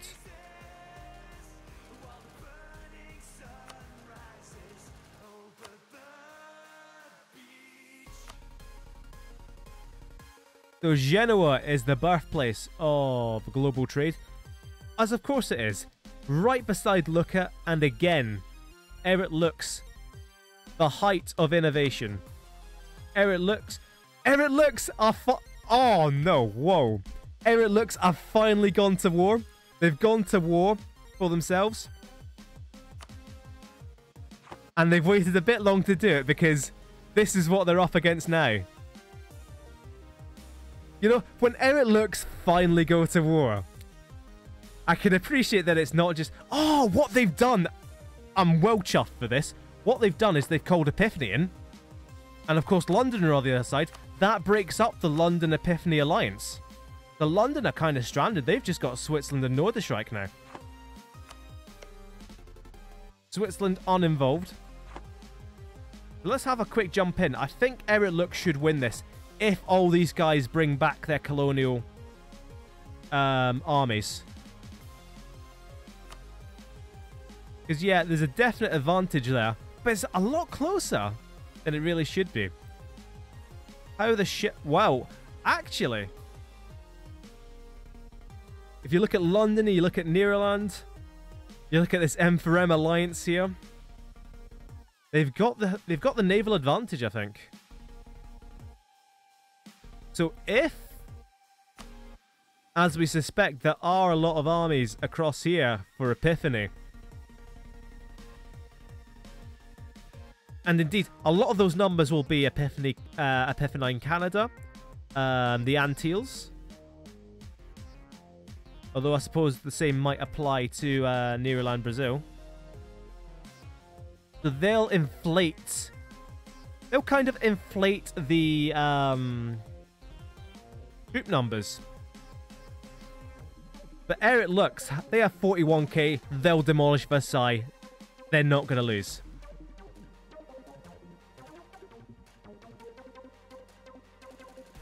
The one issue here is that you've kind of left the Savage Men here without a truce, still with the full Norse block to call upon. And Grunhammer are going to war here. What's to stop the Savage Men just smashing into Grunhammer? Because who's going to come to Grunhammer's aid? It's going to be ere it looks. It's just ere it looks. Because what happened there is ere it looks have had the Legendia and Grunhammer alliance broken up as well. The ere it looks have made massive moves. Screwed over perhaps London. Free Scotland on the up. Perhaps really screwed over Legendia. But look at this. Ere it looks outnumbered. Just taking on Legendia in Roma and winning.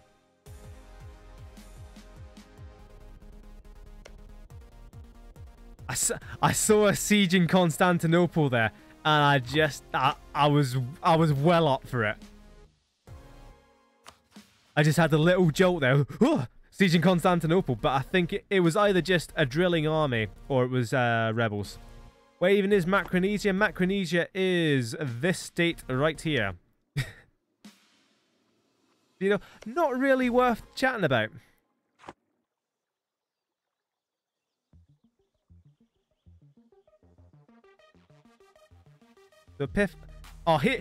This is going to annoy me so much if Epiphany take all this land and don't let ere it looks have it. At least let Versailles, you know, at least let them die to a good cause. See, now that's the thing. The Savage Men could bring in the whole Norse block against Grunhammer.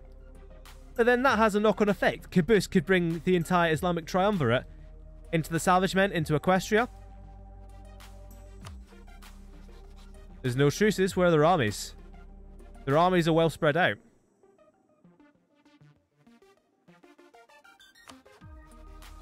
That truce nearly up for Bengalistan. They could be just completely gone by the end of the session. Oh no! What has it literally does look like Yunnan has a disease now. Because they lost that war to Sonnier Sedai quite badly, given the length of that truce. And what happened is they were forced to give cores back to Ninja Karutsu. We're going to be on the up again.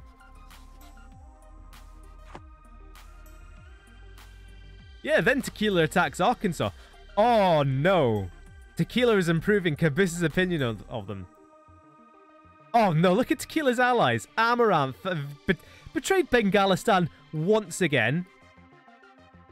Oh, Amaranth completely beset by rebels. They just can't deal with them. Anyway, back over here. Eric Lux have Savoy and Franche-Comté. But that doesn't matter because they won't be able to take it unless they have a direct line to it. And they're able to core it. Which they won't because Versailles have taken Dauphiné. It's like you can see what do they actually want from this war. They only want that one province, to be fair. Although they are actually being forced back over here. London rebuilding armies quite rapidly. What's Patria doing over here?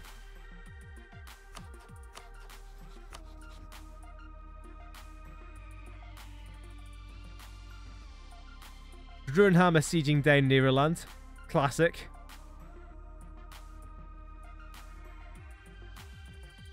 The Legendia have gotten their troops back, and they are going to work on Eric Lux.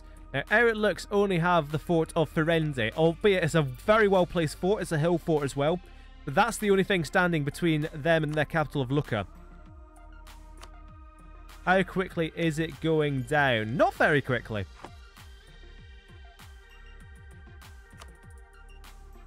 But that's a pretty good kind of layout of forts, especially when you consider the Alp. Although I suppose actually that's not their fort, that's Milan, that's a Switzerland fort. Yeah, why is there a ton of Eric Lux in Germany? I think they're fighting Holland. Oh, of course, there's London as well. But yeah, they're at war for Holland as well. London up there. Big battle there. Epiphany demolishing Nederland. Nederland beating back Grunhammer on the other side. Oh, of course, Patria will be in this war as well. The Legendia are going to have to push back over here. Are Malta in the war? Of course they are. Thank goodness. Oh no, Malta are fighting Legendia. The betrayal. The complete and utter betrayal. Malta in on the side of Eric Lux and Grunhammer.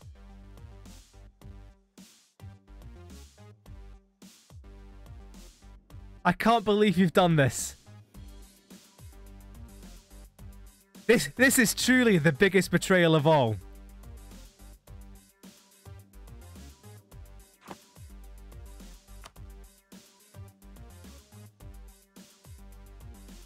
When people say that video games aren't art, we can point back to this point in the VOD and show the hearts breaking of how many people? 8 people. Their hearts breaking all in unison. Apart from Shame who says LMAO Malta. What the hell are 30,000 savage men doing in this tiny desert province? I hope it's going to war of Caboose. That's what I would like to see. And even if it's to declare war on Donau Valley, that's still declaring war on Caboose. What are 30,000 Grunhammers doing there? How are the leagues looking? Oh, ho, ho, ho, ho. Oh, ho, ho. Here we go. This could be very interesting once this war's over with. Caboose, member of the Protestant League. Although Nederland are actually really pushing through their former possessions. Indeed, Nederland separatists are doing a job here as well. Where is the Epiphanis army?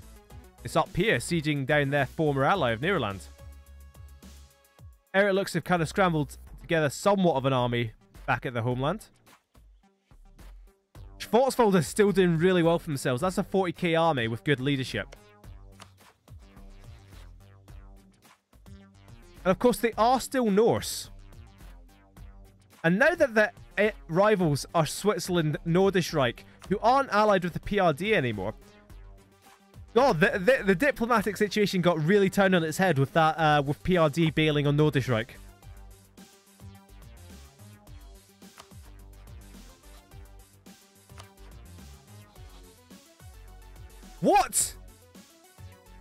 hold on. We have a revival. Oh, massive war. Massive war. Hold on.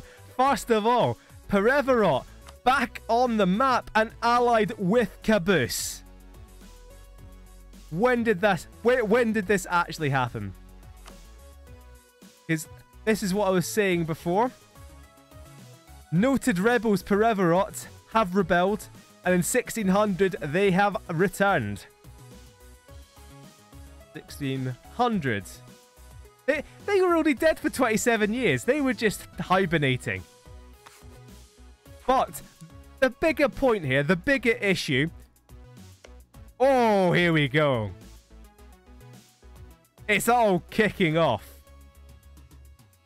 Who caused this one? Arkansas have attacked Sin Cigar. That drew in Tequila, and that draws in Caboose.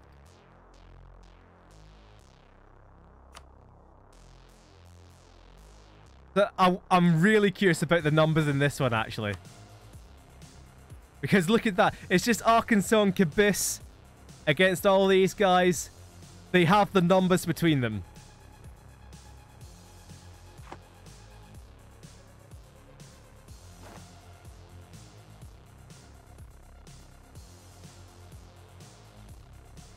So, right, let's slow it down. So Eric Lux have declared this war. So war they should eventually win, but obviously there's colonial implications as well, especially in South America. Arkansas have declared this war. Massive implications, especially if they can focus on Tequila and make them give up some sort of concession. Equestria was protected, but the reason Equestria are in this war is because they're allied, I imagine, with Sin Cigar. They're allied with Sin Cigar, so their protection doesn't matter because they weren't directly attacked. Interestingly, Tequila directly paying subsidies to Equestria to try and help them out in this war. I mean, any war's going on. Bengalistan are at war, desperately trying to run away from Tequila, as well they might. Against Luang Prabang. Weren't they a tributary to the New Pacific Order? They're still a tributary to the New Pacific Order. New Pacific Order allied with Tequila still. So, and Kizil Bronco actually got really far. They've tunneled into Mongolia, Gove, Zazgat. Right into Buryatia as well. So, Eric Lux have the war goal. So we'll try and flip back and forth between here. Equestria, I suspect, aren't going to be around for very... Well, they're going to get knocked out very quickly. They're still going to be around. Actually, are they in 2 wars? They're in 2 wars. They attacked Parma gone. Weren't Parma big? Oh, no. Tumen are where Parma used to be, and Parma just that one province. So they're going to win that war, and then they're going to get knocked the hell out of this one. I think Perevarot revolted from Equestria rather than the Savage Men.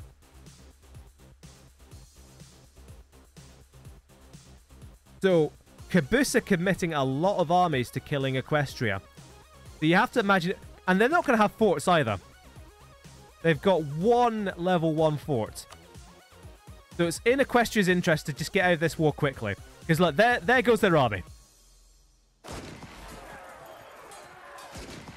They don't even have that many horses in their army. It's pathetic. Eric Lux have lost the war goal. Now, what really annoyed me is Epiphany came over and took it.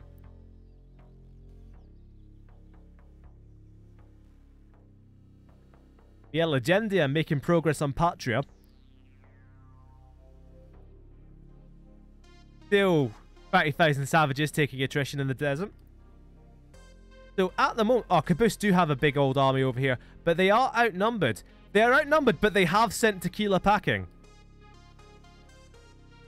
Arkansas are concentrating on Sin Cigar, and it's just Caboose with their little army there. Just going for it.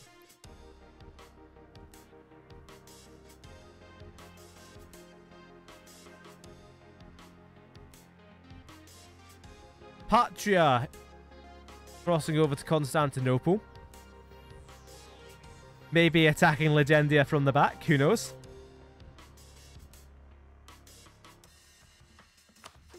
Yeah, but Eric Lux, they do really need to take that war goal. Because they've only got +5. Especially if... Oh, they'll go away. Look at that. It's just 1 infantry and 4 guns. Purely just... They're not going to make any progress on that siege. That's a level 5 fort. But that is a purely sieging stack.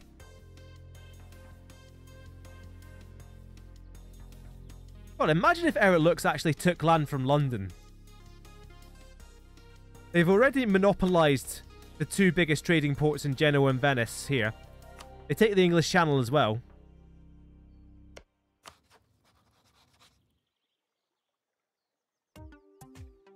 But this could be Eric Lux's time. They've taken Roma. They're getting their fleet demolished. But that doesn't matter because they've got the land connection there. They take Roma, they take Napoli has just fallen in front of our eyes, although there wasn't a fort there. Why wouldn't you have a fort in Napoli? There are no more forts on the boot of Italy. They've taken Roma and everything else is up for grabs. The Legendia are about to be knocked out of this war. Legendia, far too little, far too late, trying to take that land back from Malta. Tequila have gotten rid of most, if not all, of those occupations, and they're pushing the Islamic back. So Caboose did peace out of that war, and they got what they wanted from Equestria. Or a bit of what they wanted from Equestria. Oh no, they're still at war for Equestria. How did they end up getting that?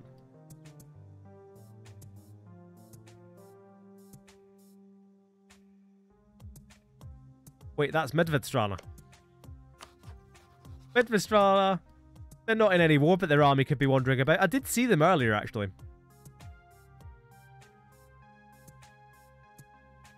So here comes the main Epiphany army. And that is... It's going to annoy me so much if they go specifically for Draguignan. Because to take Draguignan, you need to take Provence, because otherwise the fort will flip it back. There we go. Level 5 fort on a hill at that. It's a very good fort to take. But as you can see, Eric Lux... Where is the main Eric Lux army, actually?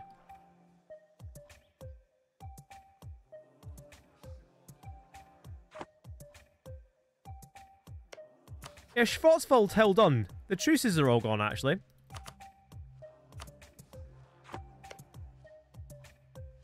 And there's still potential to create a coalition. Schwarzwald, Switzerland, Cleves, Lutzeland. Lutzeland still have a truce? They don't. They could still create a coalition against Norderschreich. But Norderschreich have a far wider web of allies. I'd say Neroland and London are probably a step down from having just PRD. Right, Equestria have pieced out with Caboose.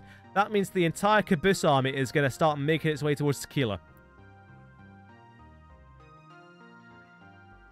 And indeed we see a whole lot of pseudo-Romanians in Sinsagar there.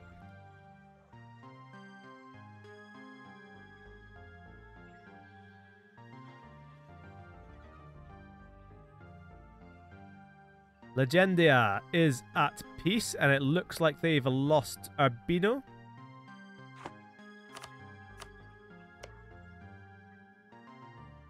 Urbino and just Urbino, it looks like. Oh, no. And the top half of Sardinia.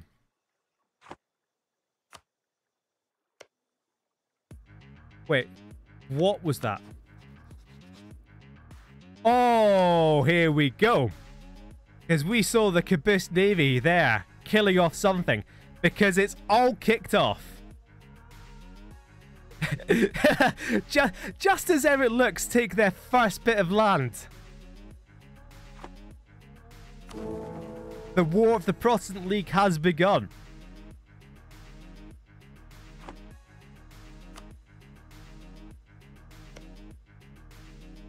That's a war.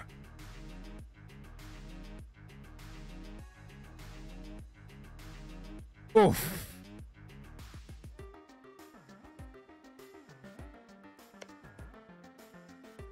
So that's the war itself. Osterstrom not involved. Willing to see their allies just burn.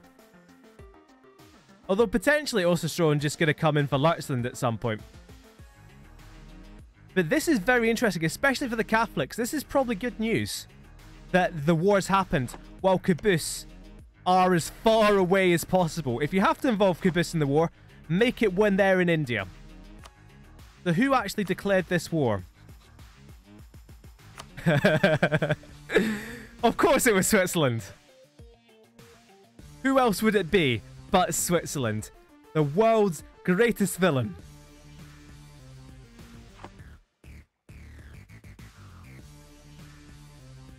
So the time is now, it's past 11 o'clock.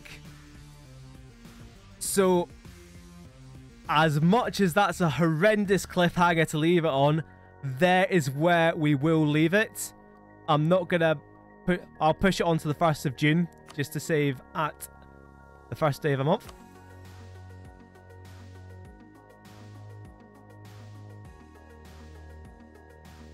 Because here's the thing, I'm going to stop it now because otherwise I'd have to stop right in the middle of the war. So I figure stop at the beginning of the war. Next week we pick up the War of the Protestant League. Let's go into Switzerland just now. That is such an even war. Look at the numbers on both sides. Literally 3,000 difference in infantry.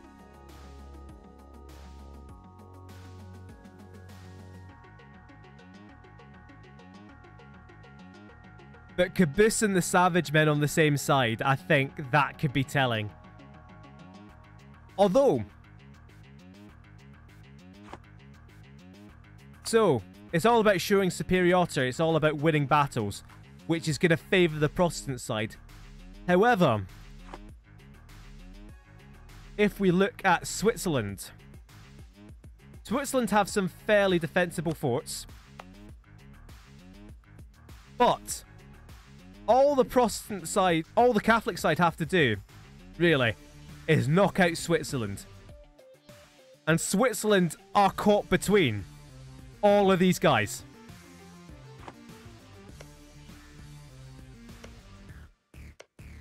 Now, Eric Lux, if you're Eric Lux, what you do is you get out of this war as quickly as you can. You've gotten a little bit of land, maybe that just has to be enough. But you guys, look, if you're Eric Lux, you can probably just peace out. You can white peace out. You can get a little bit of cash. But you get out of that war as quickly as you can. Because this is a far more important fight. In the main campaign, it matters a lot more because if the Catholic side wins, it means that only Catholics can become Holy Roman Emperor. Protestants mean only Protestants can become Holy Roman Emperor. As you can see, that doesn't really matter. And indeed, see, once Elena Epiphanes dies, Iceland is becoming the Holy Roman Emperor. You know, this Iceland who doesn't even own all of Iceland. That's how irrelevant the Holy Roman Empire is right now. Why are they voting for Iceland?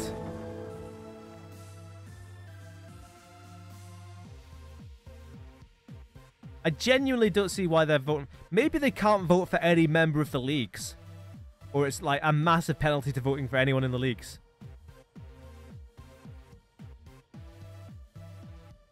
Oh no, it has to be a Catholic country, and I bet there's very few of those left. You've got Grunhammer. Yeah, you got the Catholics up here in Iceland. So yeah, it's all kicking off. Oh, look at this already down here. The savage men against Legendia. Legendia deep into Macedonia. There's Patria. A Patria in this? They should be. Yeah, Patria in this. And they're just wondering about the Nile Delta. Who knows why? But yeah, this is really annoying if you've got an interest in India, because this is a massive savior for tequila. In that tequila were going to lose this war. They were going to have a massively weakened Senegal, one of their better allies. And now you'll probably see is the Romanian flag trotting back to the west. And that's really screwed over Arkansas as well, who don't have many more places to expand into. I'm interested. Who's the Pope right now? It's Grunhammer as well. Holy Roman Empire. How... Only the 6 diplomats for Grunhammer. What ideas do they have? Hold on. Oh no. I saw Le Trevor when I was looking at Grunhammer. Of course, that's the Versailles interface. If anyone has any stats they'd like to see, now's the time.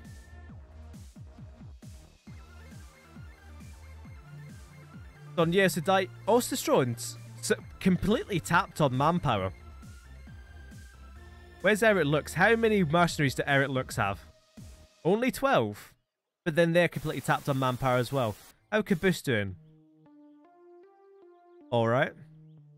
Tequila running very low on manpower. Arkansas doing alright. What are your ideas? I mean, you've asked this already. But administrative, trade, offensive, economic. This will all be on the spreadsheet. And obviously I haven't updated it for this session yet. But this is updated for last session. That's the spreadsheet for ideas. I don't know if that should take you directly to everyone's individual ideas. And then the first sheet, the summary sheet, has a graph of like general ideas and how good all the ideas are.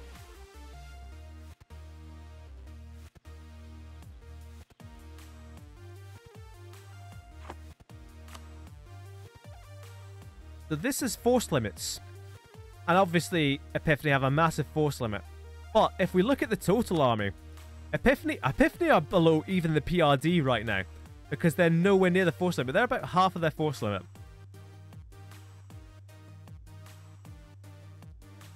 If Georgia just taking quantity ideas, and that's why they've got a massive army. Double check that. Oh, they took it as the second idea and they've just filled it out. Okay. And that's why Yunlin are gonna get screwed. They nearly played a blinder by splitting up Gioia and Sunye Sedai, and then they didn't. And then they failed it. Arthur Argon, I notice. Mecca completely gone as well.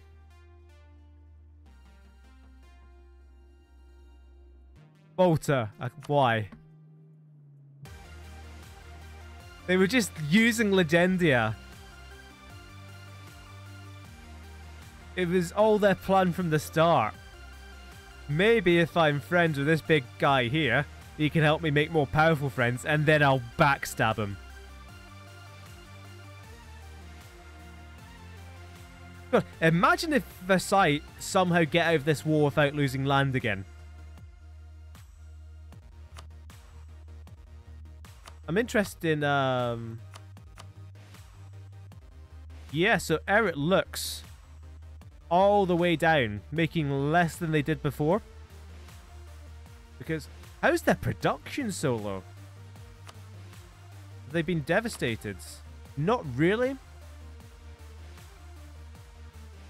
But this kind of explains why they were reluctant to go to war, because they have lost out income-wise. Who's... Right. We'll go one last thing if nobody else has got any more questions. I'll be doing all of this in a write-up anyway. So we're playing... I say we're playing. We're watching to see which nation ends up with the highest score. And Epiphany now in first place. Caboose hot on their heels. Look at how close the top 4 are. And Osestron still catching them really quickly. Tequila catching them a lot quicker now as well. Lurtzlin got up to number 8 and have fallen back.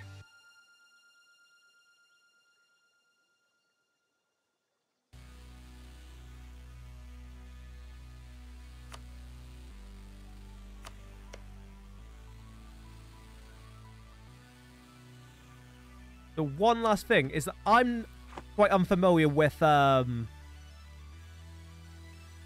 League Wars. But so this is going to be a bit of a weird war, but to win this war, you need to have 50% war score against Epiphany or against Switzerland, and you need to get them to accept religious supremacy. And there are a lot more variants of that. I don't know if you can see it as that behind the chat at all. No, it's not. Cool. So there's various things that go into that. When it comes to individuals in the war, they can lose land. But it's land at the behest of Switzerland and at the behest of Epiphany. So, unless you're bordering Switzerland or Epiphany, you've not got much to worry about.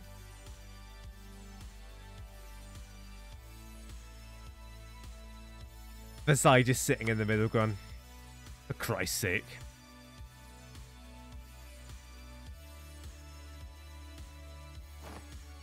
So, that's certainly been a session. So that was 1575 to 1604. And the breakout of... Schwarzwald, not Switzerland. And the breakout of the War of the Protestant League. And so, if you want to find out how this goes, you just got to tune in next Sunday. But in any case, I am going to...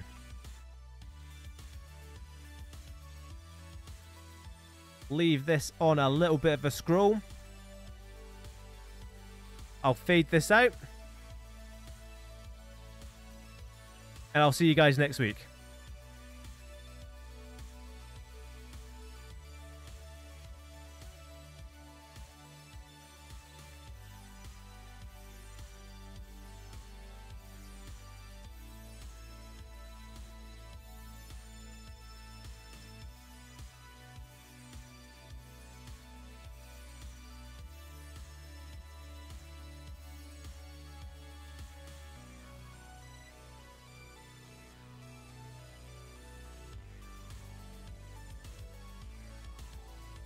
Hold on. What is this? Hold on.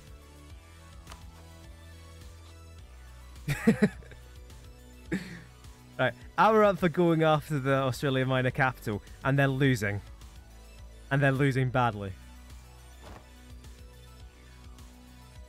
Hold on. And they're losing all of Australia. Hold on. Right, that's fine.